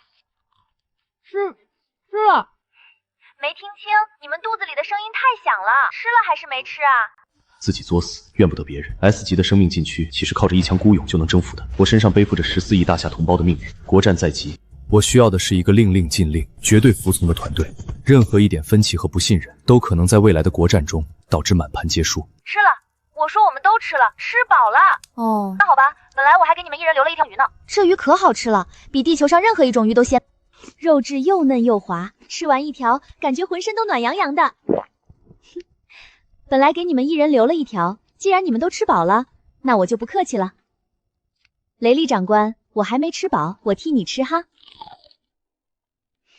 有什么了不起的？不就是鱼吗？等明天天亮，我亲自出去打猎，让你们都吃上肉。雷军长官，这白茫茫的冰原上去哪里找猎物？该死，咱们初到永动冰原根本无从狩猎，还是只能找临安经过的资源点，才能找到狩猎之地。地图上显示，这里是冰原野兽频繁出没的区域，也是临安应对兽潮的地方。他在那里带着狼群抵抗了其他野兽，没想到我又要踏上临安走过的路，享受他开拓出来的福利，真是不甘心。如今我没有别的选择，解决食物问题是当务之急。好了，早点休息，明天我们正式开始建设基地。基地建设任务开启，营地建设。原来建设营地需要刷怪、掉落图纸和材料。本来5个人齐心协力，分头行动，刷材料和图纸会很快刷齐。现在倒好，只剩我和李雪儿2个人，进度要慢上不少。刷怪掉落图纸，太好了！我们明天就去狼穴，不仅要解决食物问题，还要刷出赢奖图纸。只要我们先建成营地，拿到主导权，到时候看他临安还有什么话好说。系统，帮我扫描整个永动冰原，寻找能掉落最高品质银路图的魔兽位置。情报锁定，冰原狼穴深处新近诞生了一头4阶变异魔兽——冰原虎王。冰原虎王乃此区域绝对的霸主，正在捕食残余的冰原狼群。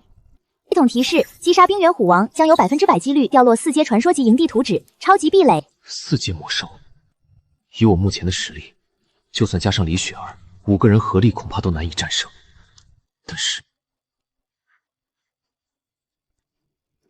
我有4阶神话级武器，未必不能与之一战。为了建造最顶级的营地，在国战中占据绝对优势，这个险值得冒。恭喜灯塔国开拓者约翰成功建立2阶稀有级营地自由之城，奖励反馈中。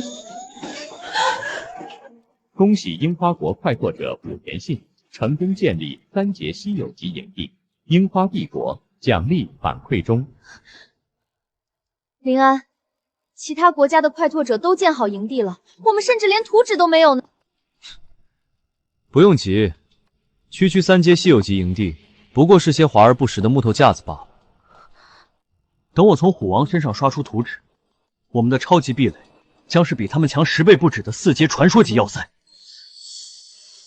灯塔国和樱花国已经领先一步了，我们必须加快速度，猎杀魔兽，刷出图纸。就是他了，准备战斗。穆小林远程火力压制，徐云明侧翼辅助，我来主攻。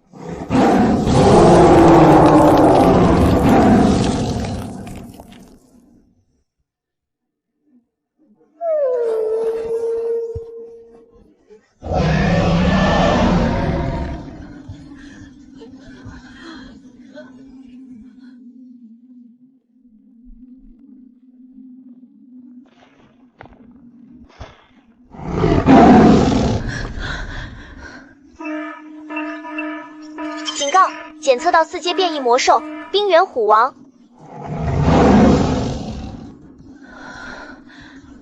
4阶魔兽，我们死定了！我们连3阶的黑狼都打不过，更何况是这种级别的怪物。你们快走，我来断后！不，雷利长官，我们不能丢下你一个人。别说傻话了，再不走，我们3个都得死在这里。你们快走，去向临安求救，如今也只有他能庇护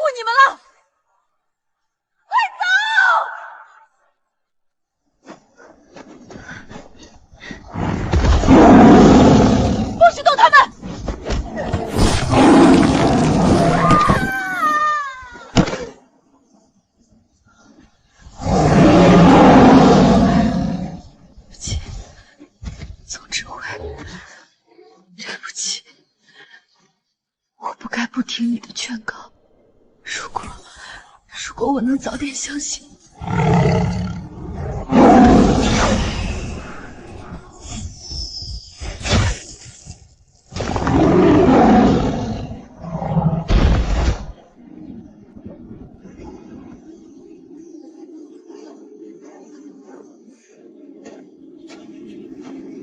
一剑，仅仅一剑，就秒杀了我们连反抗之力都没有的4阶魔兽。这是何等恐怖的力量！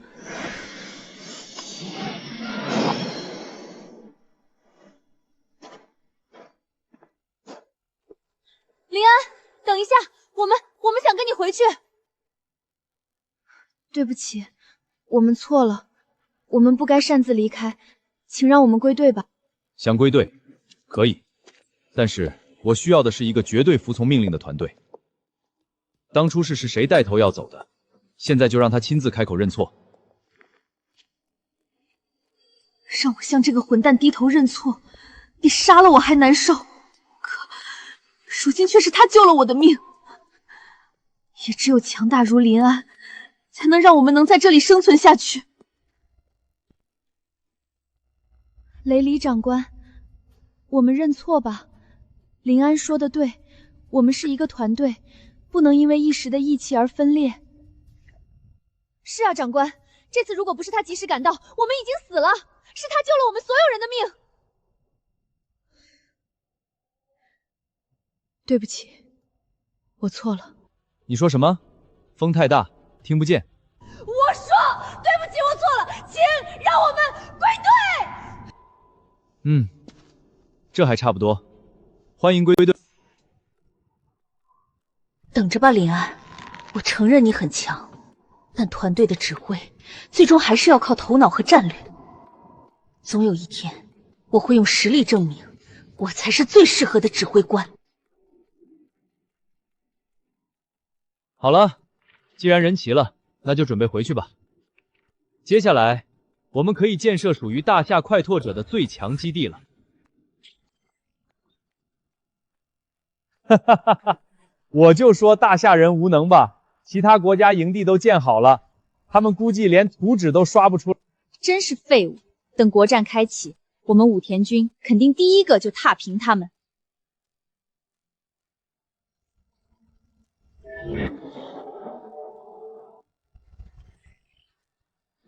吴总指挥，全国的同胞们，久等了。接下来，请共同见证我大夏的4阶基地超级堡垒的诞生。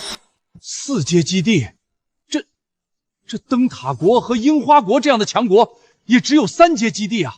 林安真的能拿到4阶的图纸？我相信他能做到。林安一直在创造奇迹，这一次也不例外。我从不创造奇迹，我只相信天佑大夏。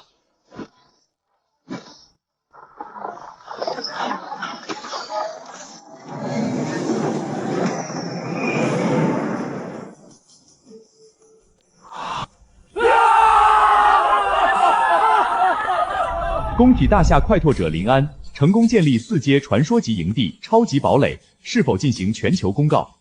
立刻全球公告！恭喜大夏国开拓者林安成功建立全球首个4阶传说级营地超级堡垒，特此全球公告。法克，这不可能！区一个大夏的垃圾，凭什么能建造出比我们灯塔国还牛逼的营地？4阶传说级，系统一定是出错了。超级堡垒，很好，这么好的东西放在大夏人手里真是浪费。等国战开启，我一定要把它抢过来，成为我樱花帝国的战利品。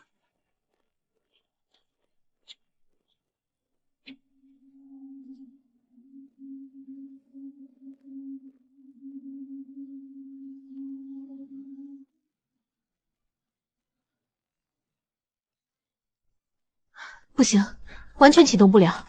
这座4阶堡垒的能源核心结构太精密了，需要的启动能量也太庞。我们现有的燃冰热油和常规能源根本就是杯水车薪，根本没法启动。如果没法启动的话，那咱们岂不是没有能源支撑，更没有办法调动堡垒的防御和战斗功能？它岂不是变成了一个纯粹的铁皮房子了吗？不错，如果没有能源支撑，咱们这个4阶基地就是个普通的房子，还比不上2阶、3阶的基地。必须请求指挥所的支援，让他们提供能源。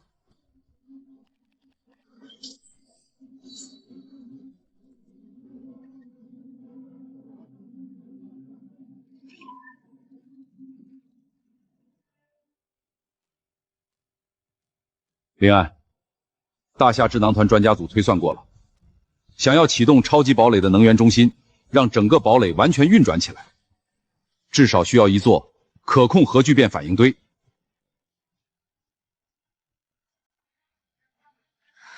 可控核聚变，这可是我们蓝星目前最顶尖的科学家们耗费了近100年时间，都未能攻克的终极难题。别说现在，就算再给我们100年，也未必能够突破。也就是说，我们费尽心力建造的这座4阶堡垒，现在只是一个无法启动的铁皮房子，没有能源供给，防御系统、武器系统全都无法运转。国战一旦开启，它根本不堪一击，我们都会死在这里，大夏也会彻底完蛋啊！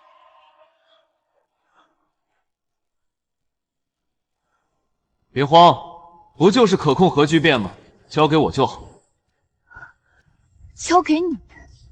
你以为可控核聚变技术是1+1等于2的简单算术题吗？这可是困扰全人类的科研难题，怎么交给你？林安，你不是在开玩笑对吧？事态紧急，现在可不是开玩笑的时候。我从不开玩笑，反正你们不必担心，一切都交给我。情报系统，立刻开始解析，帮我找出突破可控核聚变技术的关键。指令收到，正在解析可控核聚变技术。该技术涉及蓝星文明当前最高物理学理论，数据量庞大，逻辑链复杂，预计需要72小时进行深度运算。倒计时开始。都别慌了，给我3天时间，3天后，我会让你们亲眼见证可控核聚变技术的诞生。我会让超级堡垒完美启动，我会将所有敌人踩在脚下。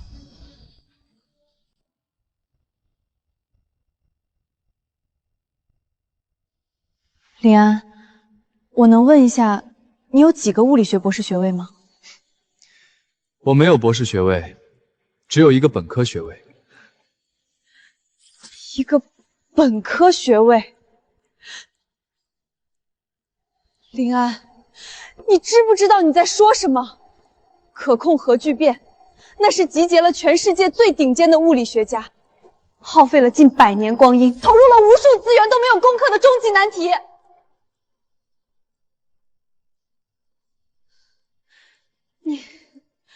你凭什么说3天之内就能解决？林安，现在不是开玩笑的时候，国战随时可能爆发，我们没有时间陪你在这里做白日梦。我的建议是，立刻放弃这个华而不实的4阶堡垒，抓紧时间再刷一个3阶营地的图纸，建造一个能用的基地，还来得及。不用，我说顶得上，就一定顶得上。3天之内，我保证能拿出完整的可控核聚变技术方案，让能源中心彻底运转起来。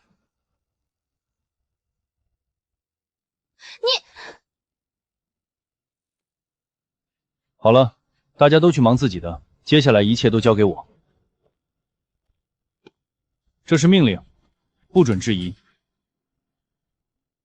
我倒是觉得，林安说不定真能找到解决办法。毕竟，他能让我们断肢复生，这可是神的力量。李雪儿，你可知道核聚变技术的突破有多难？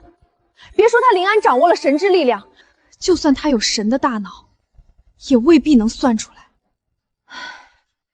算了，跟你们这些外行人说不明白。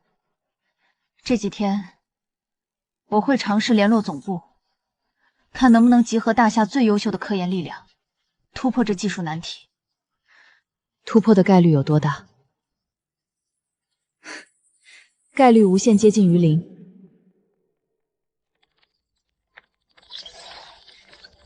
但谁让这是我们队长的命令呢？雷利长官，你又要走，我们不能再分裂了。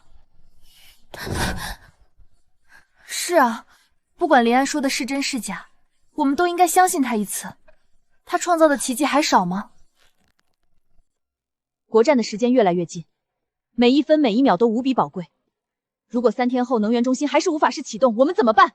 这个责任你担得起吗？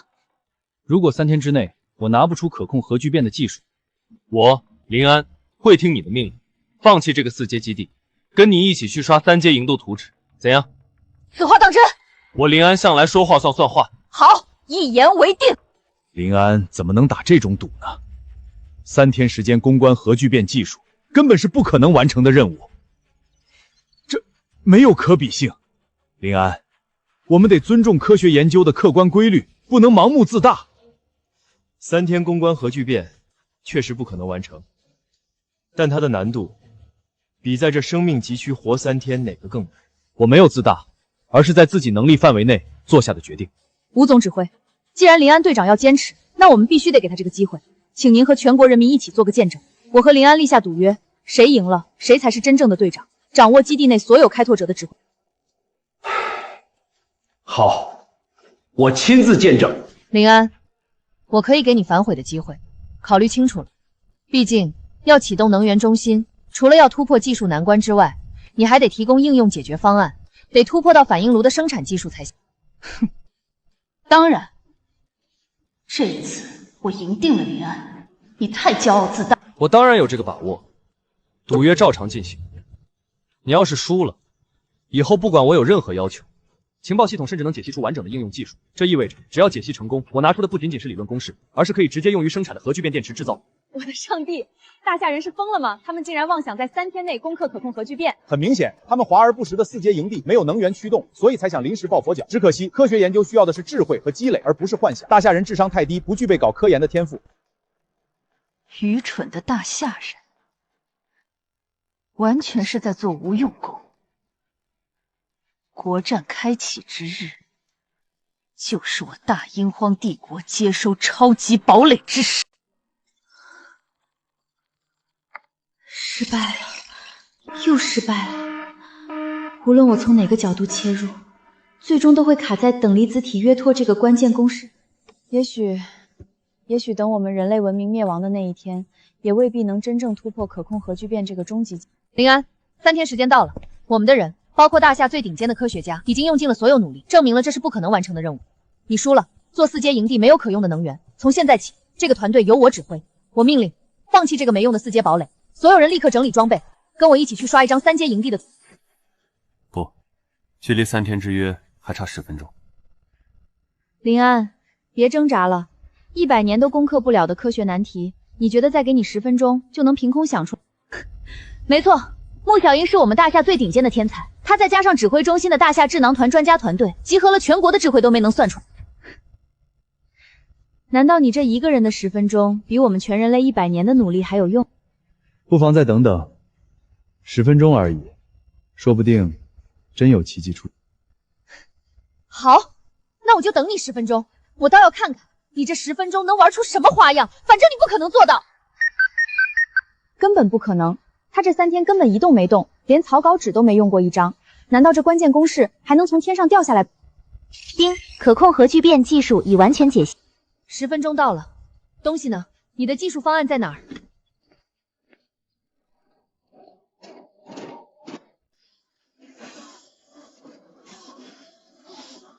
装神弄鬼，这不可能！穆小莹，怎么回事？他写的这些东西有什么问题吗？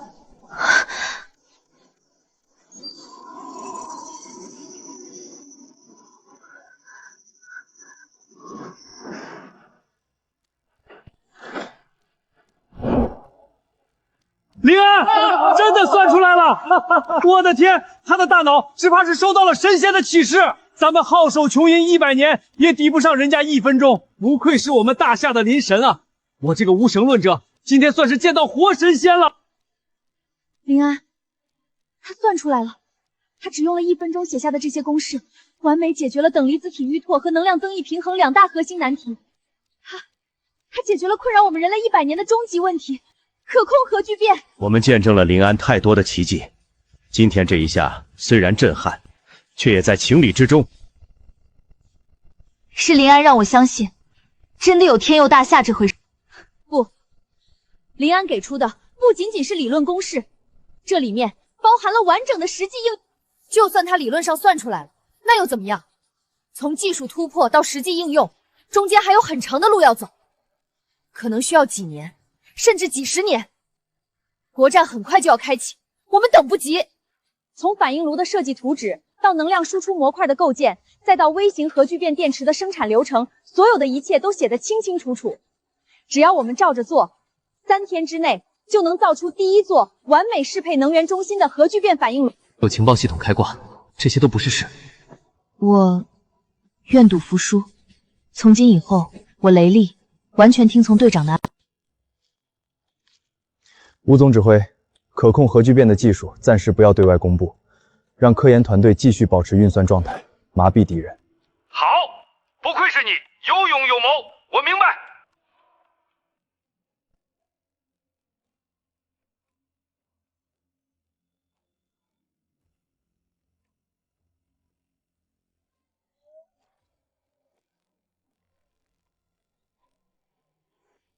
国战倒计时最后7天，最终备战阶段开启。各区域将随机投放大量生存盲盒，盲盒内包含武器、装备、药剂、徽章。获得徽章即可转职，拥有超凡技能，大幅提升战斗力。特别提示：各区域将同时刷新1头5阶传说级 BOSS。首个成功斩杀本区域 BOSS 的快拓者团队将100%获得全服唯一的5阶钻石盲盒。全球唯一的5阶盲盒，必须拿到手！这关系到国战的最终胜负。最后7天，系统开始加码了。寻宝竞赛正式开始，谁能找到更多的生存盲盒，谁就能在国战时积累最强优势。尤其是那个5阶盲盒，我志在必得。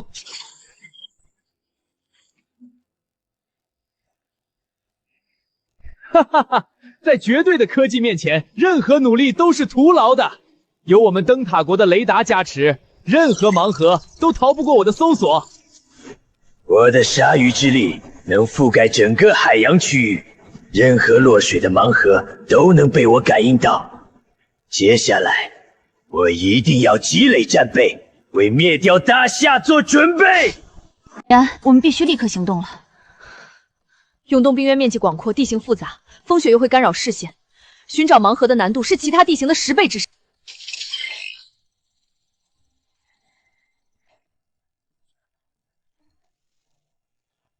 该死！雷达在低温环境下几乎失效，我们没有探索性的科技，你也没有范围探查的能力，难道只能靠肉眼去找吗？这样下去，我们连一个盲盒都找不。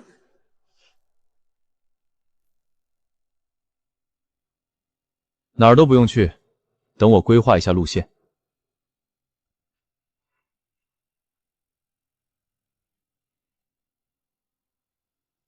情报系统启动最终扫描结翼，标记出永动冰原区域内所有盲盒以及5阶 BOSS 的精确位置。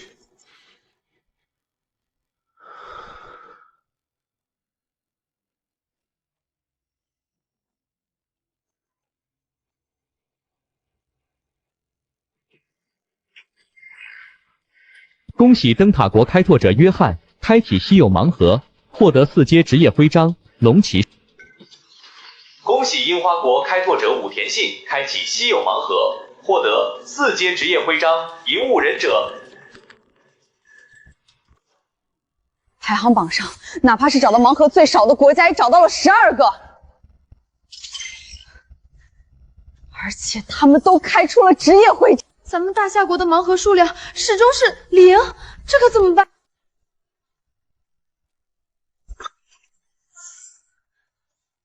有我在，盲盒不是问题。雷利，在。带上武器，其他人留守基地。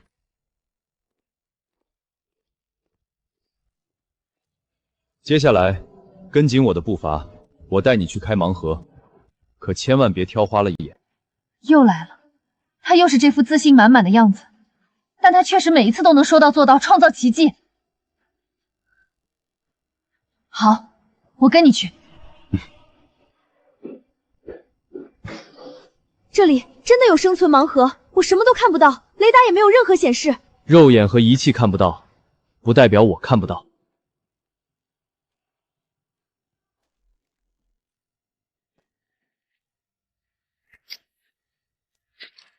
打开看看。恭喜大夏开拓者开启稀有盲盒，获得4阶职业徽章剑神。4阶职业剑神，太好了！林安，我们快继续找，就这一个盲盒吗？这里只有一个，但水底下有更多。你敢不敢跟我一起下去？水底下？这怎么可能？永冻冰原的海底比陆地上的环境更恶劣，能见度几乎为0，简直就是海底捞针。就算有，又能有多少？至少上千个。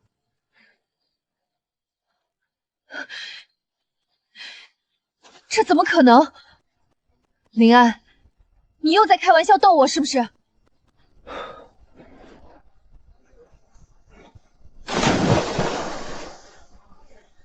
疯子！林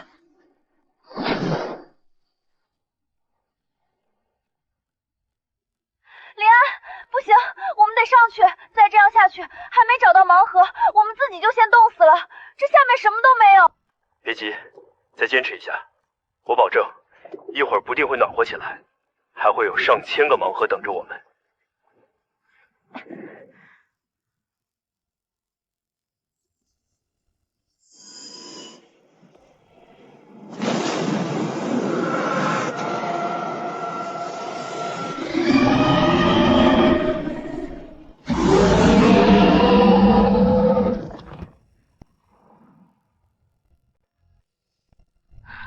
林安，这下好了，我们没找到什么盲盒，却被怪物一口吃了，全完了。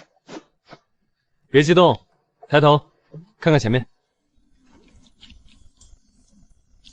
1、2、10、100，天哪！这里的盲盒，保守估计绝对超过了1000个。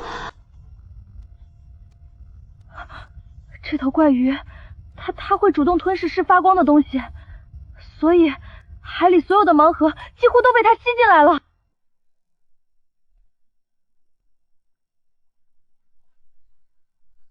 这头灯笼怪鱼藏在万米海域，连蓝星的生物数据库里都没有任何记录，属于彻头彻尾的未知生物。可林安却对它的习性了如指掌，甚至能精准的利用它来收集盲盒，这简直就像开了全图透视挂。透视挂，我的情报系统可比那牛逼多了。好了，别愣着了，抓紧时间开枪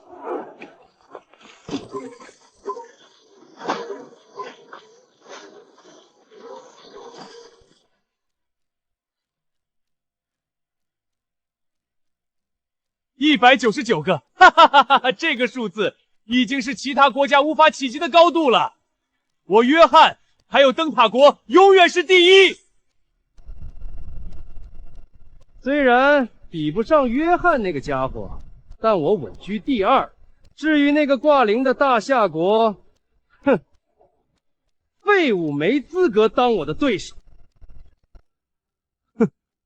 哦，大夏的垃圾们终于找到了一个盲盒，真是可喜可贺啊！了不起，这个速度再给他们100年，说不定就能追上我们武田军的零头。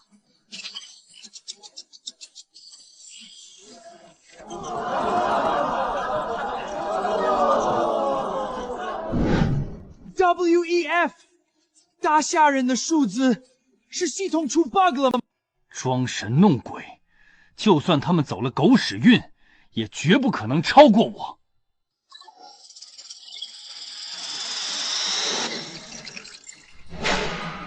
好，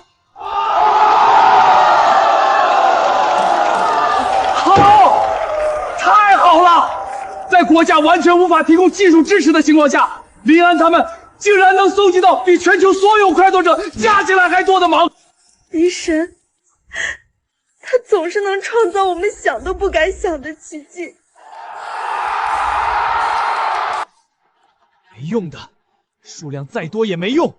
最顶级的奖励在5阶 BOSS 手里。只要我能拿到那个全球唯一的5阶钻石盲盒，大夏人开再多垃圾也只是徒劳。大夏人，光有这么多盲盒有什么用？5阶钻石盲盒才是最有价值的。只有拿到它，我才能在国战中战胜大夏。该走了，转职剑神，用你的剑气给他开个天窗。好。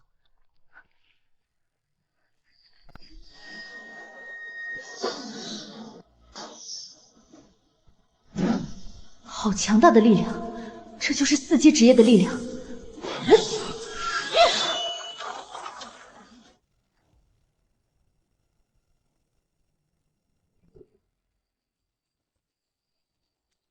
林安，你的运气简直好到逆天！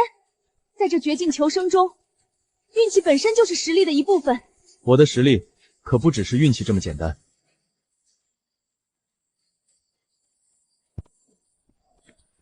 天哪！你们这是把系统的宝库给搬空了吗？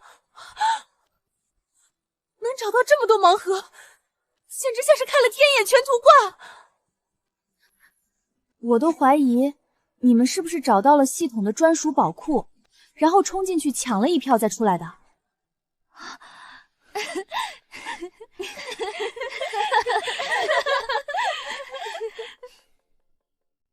好了，闲话少说，接下来咱们开始分配物资。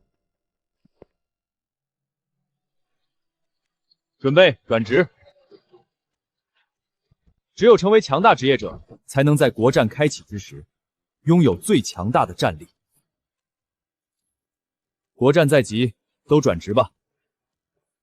穆小玲，这是最适合你的机械猎人徽章；徐莹莹，这是最适合你的光环牧师徽章。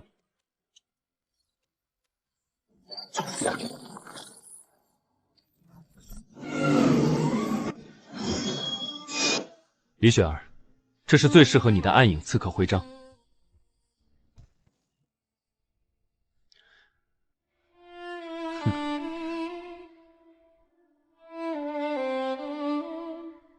机械猎人能操控机器人，同时还能远程狙击，最适合穆小玲这样的技术人才。光环牧师可以提供群体治疗，还能提供强化队友的光环。也适合徐莹莹这个队内医生。至于李雪儿暗影刺客，能隐身的同时还能瞬移，可以打对手一个措手不及。我们的4阶职业都是强力的职业。林安，你呢？你有什么打算？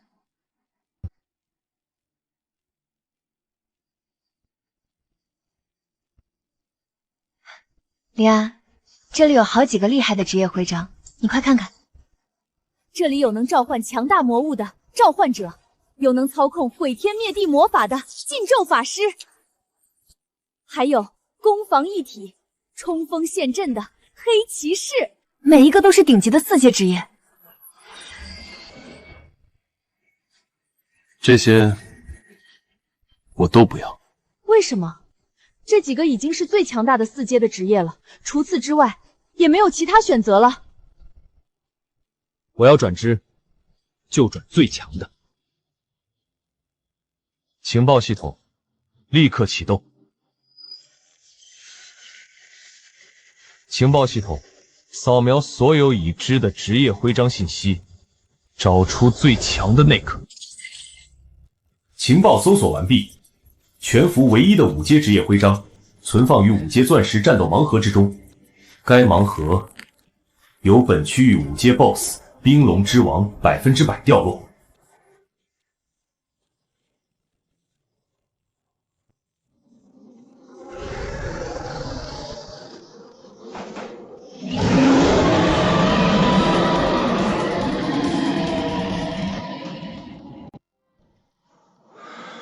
为了在国战中积累绝对的优势，为了守护大夏，我必须拿到那个唯一的5阶职业。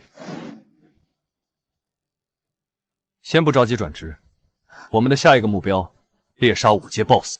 5阶 BOSS， 系统介绍说那种级别的怪物实力堪比半神。林安，你现在连职业都没有，我们能行吗？没错，虽然你之前的狼王之力很强，但那种程度的提升和4阶职业的转职相比，差距太大了。林安，这不是儿戏。5阶 BOSS 的强大超乎想象，一旦作战失误，我们可能会全军覆没。放心，到时候我将作为指挥者，指挥你们战斗。有情报系统在，我的指挥将天衣无缝。林安，我认可你的实力，但在战斗指挥方面，我这位前军事学院高材生可能比你更加专业。如果真要作战，也该由我指挥。有情报系统在，我能提前预知 BOSS 的所有技能，洞察他的每一个弱点。这场战斗，只有我才能坐镇指挥。你的指挥技能在这里恐怕用不上，你们要做的就是相信我的指挥，并且执行下去。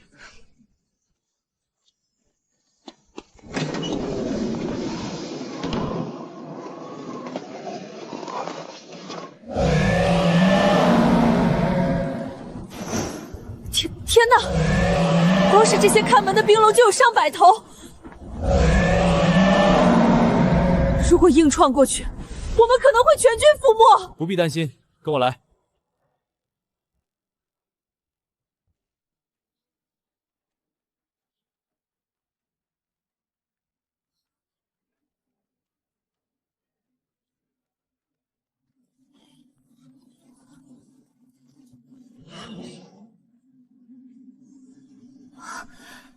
这条冰洞竟然是一条直通巢穴核心的捷径，完美避开了所有危险。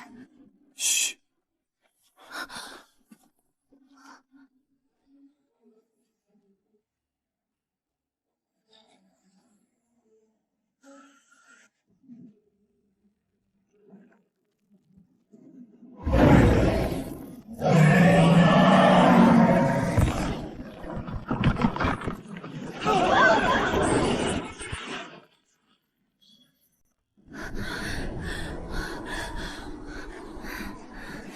不要慌，迅速进入战斗状态。近身接电。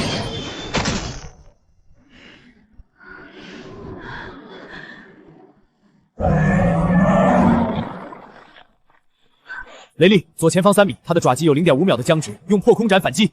小玲，他要释放冰锥术了，用电磁爆破弹打断施法。雪儿，绕后，他的尾巴是攻击盲区。莹莹，维持坚韧。冰龙之王开启技能，不灭冰甲。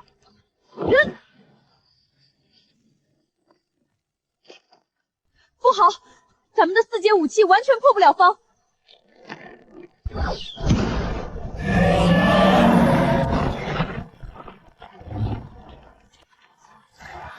他的弱点在右眼的眉骨，那里有一块硬币大小的逆鳞，冰甲无法覆盖，是他的命门。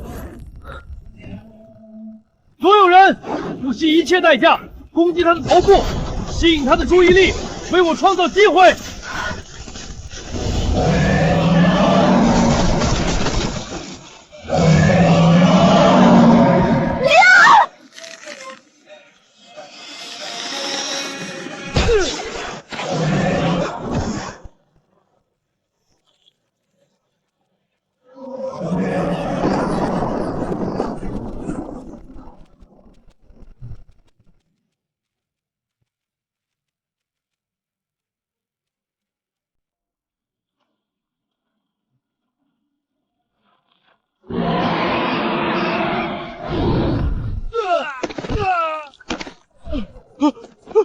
法克，这5阶 BOSS 根本没法打，撤退，快撤退！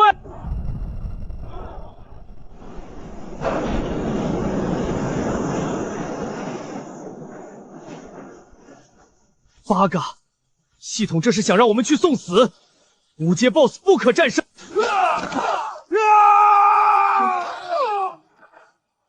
5阶 BOSS 是现阶段绝对不可能完成的任务，这是系统放出来让大家送死的陷阱。啊！恭喜大夏国开拓者程林安攻斩杀永动冰原5阶 BOSS 冰龙之王，成为全球首个完成此壮举的开拓者。这不可能，绝对不可能！是系统出错了。幻觉，一定是幻觉。大夏开拓者怎么可能击杀5阶 BOSS？ 等国战开启，一定要不惜一切代价消灭大夏！队长，接下来我们该怎么办？当然是搜刮战利品。冰龙巢穴里可不止一个盲盒，龙精、龙血、龙鳞。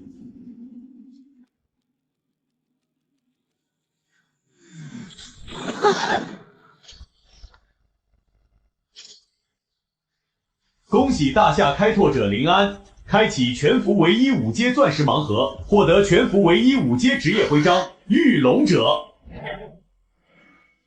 御龙者可操纵、驾驭强大的龙形生物，共享龙族之力。5阶职业，而且是能驾驭半神级巨龙的隐藏职业，这简直是为果战单本定制的终极兵。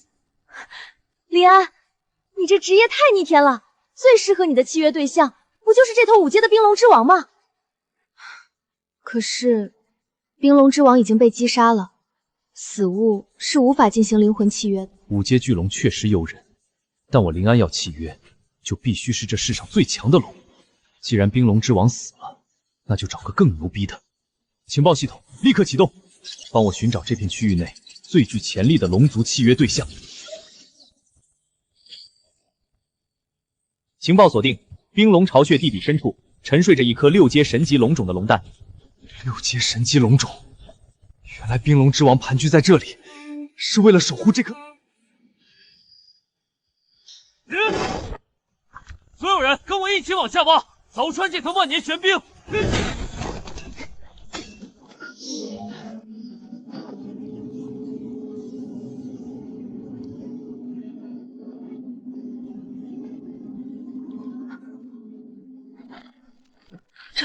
这颗蛋凉透了，一点温度都没。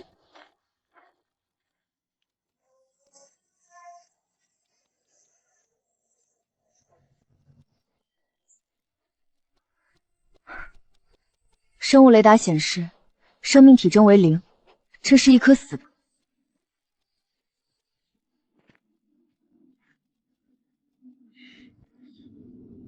是不是死蛋，我说了算。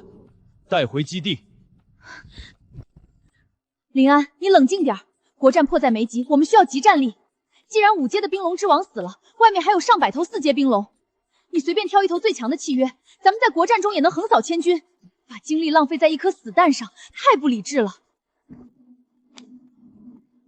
4阶的冰龙配不上我的御龙者，这颗蛋我必须孵化它。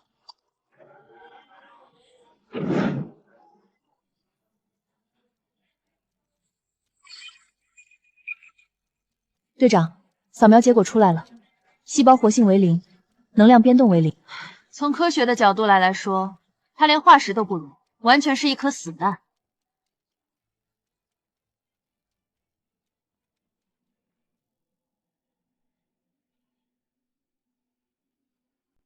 林安，科学数据不会骗人。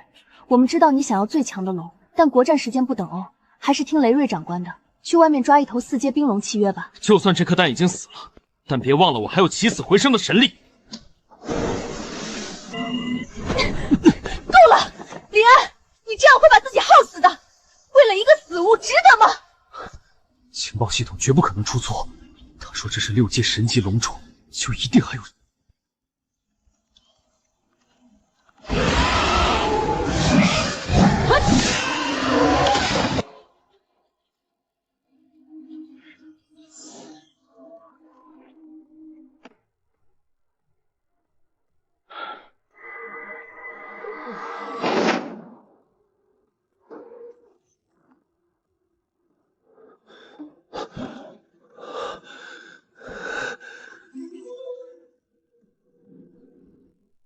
队长，明天就是国战了，今天这是最后通牒，我们必须跟你一起去冰龙巢穴抓一只4阶冰龙回来，哪怕是绑，我们也要把你绑过去。最后一次，给我最后一次机会！难道情报系统真的错？能量指数突破临界点！天哪，这颗蛋里面似乎有一只极其强大的巨龙在复苏。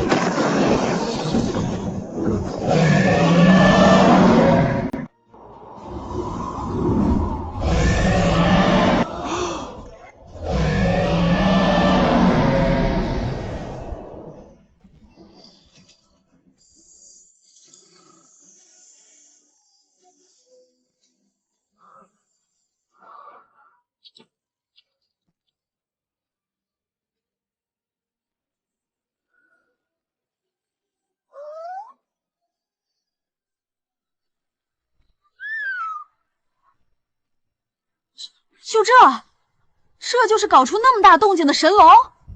这看着还没一只萨摩我有战斗力呢。队长，你花了6天6夜，差点把命搭上，就孵出这么个小宠物。明天就是国战了，你指望他上去给敌人卖萌吗？从生物学角度来看，幼年期的生物确实不具备战斗力。队长，这回我们真的亏大了，还不如去抓一只4阶冰龙，现在还来得及。情报系统提示，这是6阶冰雪龙神，是真正的神级存在。只不过他刚破壳，需要沉睡1天时间来觉醒神之力。你们懂什么？这叫厚积薄发。他可是6阶冰雪神，契约结成。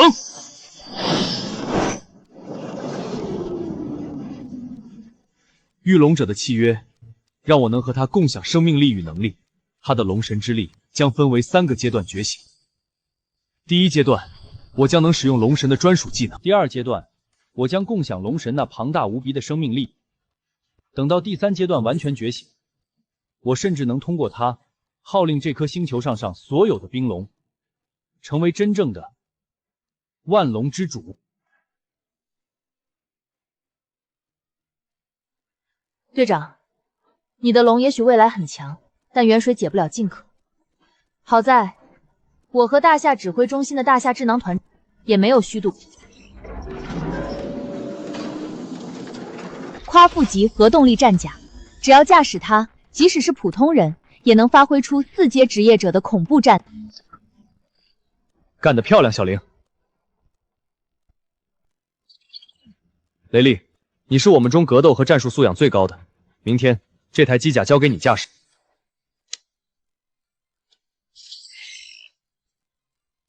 我有4阶剑神的职业加成，再加上这台机甲的力量，我的战力将直接突破到5阶的层次。队长，明天就让我来打头阵，我会让所有来犯之敌有来无回。国战正式开启，全球直播再度开启，各国开拓者可指定敌方营地进行传送入侵。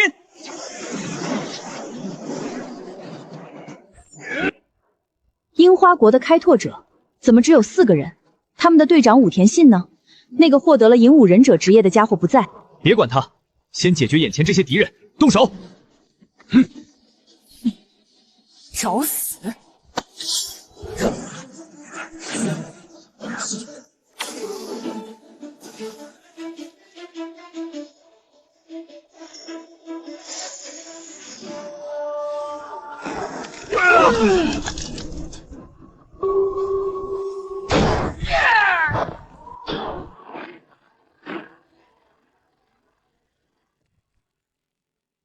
太反常了，樱花国的人不可能来白白送死。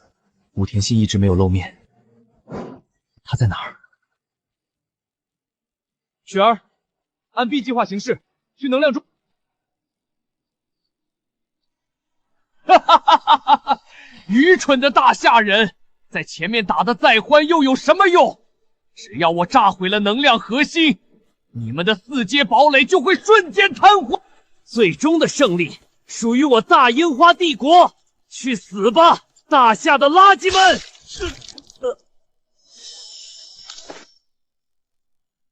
不好意思，你的隐身技术太烂。队长死了，大夏人，这是你们逼我的。既然死，那就一起下地狱吧！八武境，血祭召唤，出来吧，八岐大哥！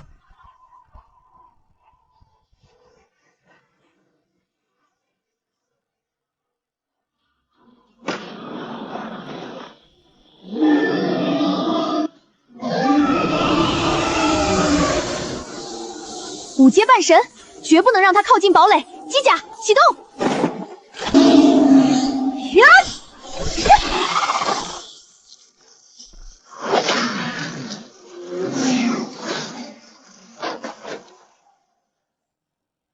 哈哈哈！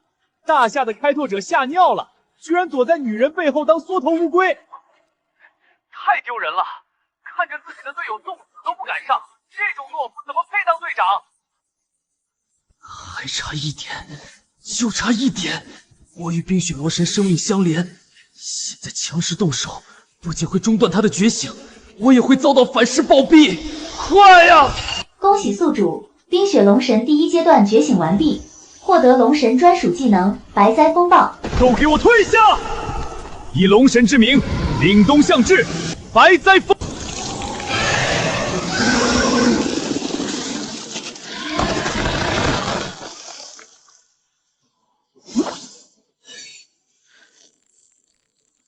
结束了。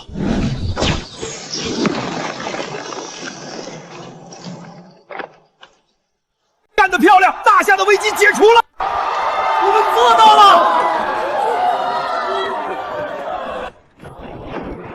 真正的国战现在才刚刚开始，这座4阶堡垒归我灯塔国了。趁火打劫，你们灯塔国还要不要脸？刚刚看我们和樱花国血战不现身，现在跑来捡现成。脸面，在绝对的实力面前，脸面一文不值。林安，听说你刚用完大招，现在还能站稳吗？我也不欺负你们，咱们约定3局2胜。如果你们输了，就把基地乖乖交出来。就凭你们，想打我大夏奉陪到底。雷少，准备迎战。第一战，我来。去吧，朴恩泰。大夏的女人，乖乖认输吧，你不是我的对手。废话少说，看剑，剑神结界，破空斩。放国开拓者发动4阶天赋，完美模仿。什么？他能复制我的技能？没错，你用的招式我全都能用，而且威力一模一样。你拿什么？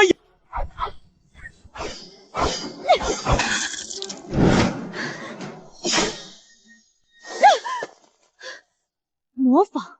你以为这就是我全部的实力了？小玲，机甲传送。你不是能模仿吗？这台核动力战甲，你模仿一个给我看看啊！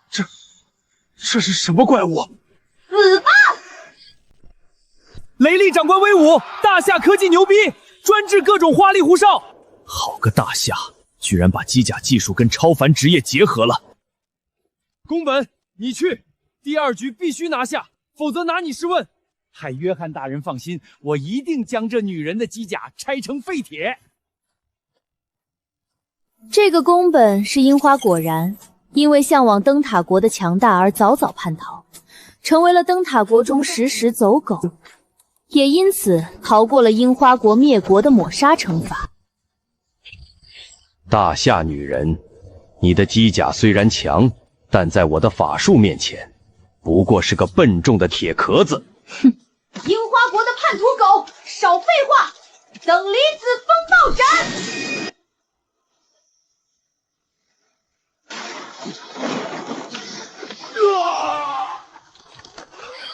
就这点实力也敢来叫嚣？你以为我输了？蠢货，尝尝我偷袭的底盘！核子海啸！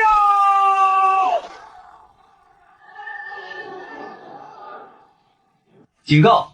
检测至超高浓度腐蚀性污染源，机甲外壳完整度正在快速下降。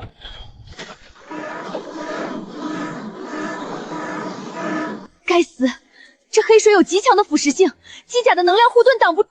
哈哈哈哈！宫本干得好，这核子黑水连5阶防御都能融化，干得漂亮，宫本君！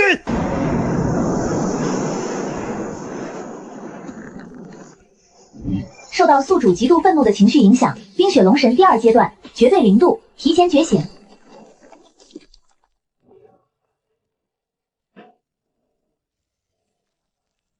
给我冻结！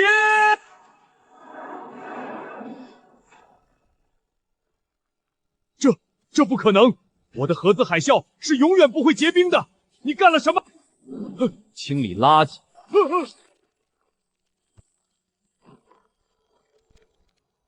醉。废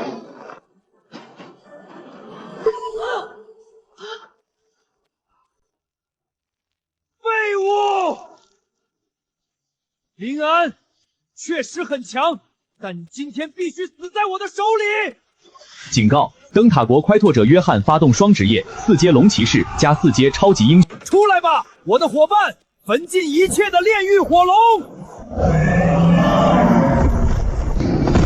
林安，受死吧，火龙系！跟我玩龙，你配吗？小家伙，该你活动筋骨了！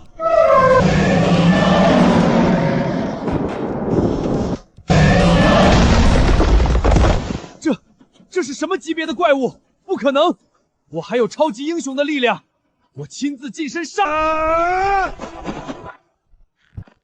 你的力量太弱了，我能和6阶龙神共享力量，敢跟我搅，找死！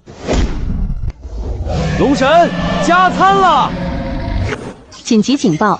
灯塔国拒绝接受国战失败，已在现实世界启动最高权限。林安，就算你在游戏里赢了又怎么样？我们得不到的，谁也别想得到。玩不起，那我就让你们连后悔的机会都没有！以冰雪蓝神之名，万龙听令，跨越维度，降临现实。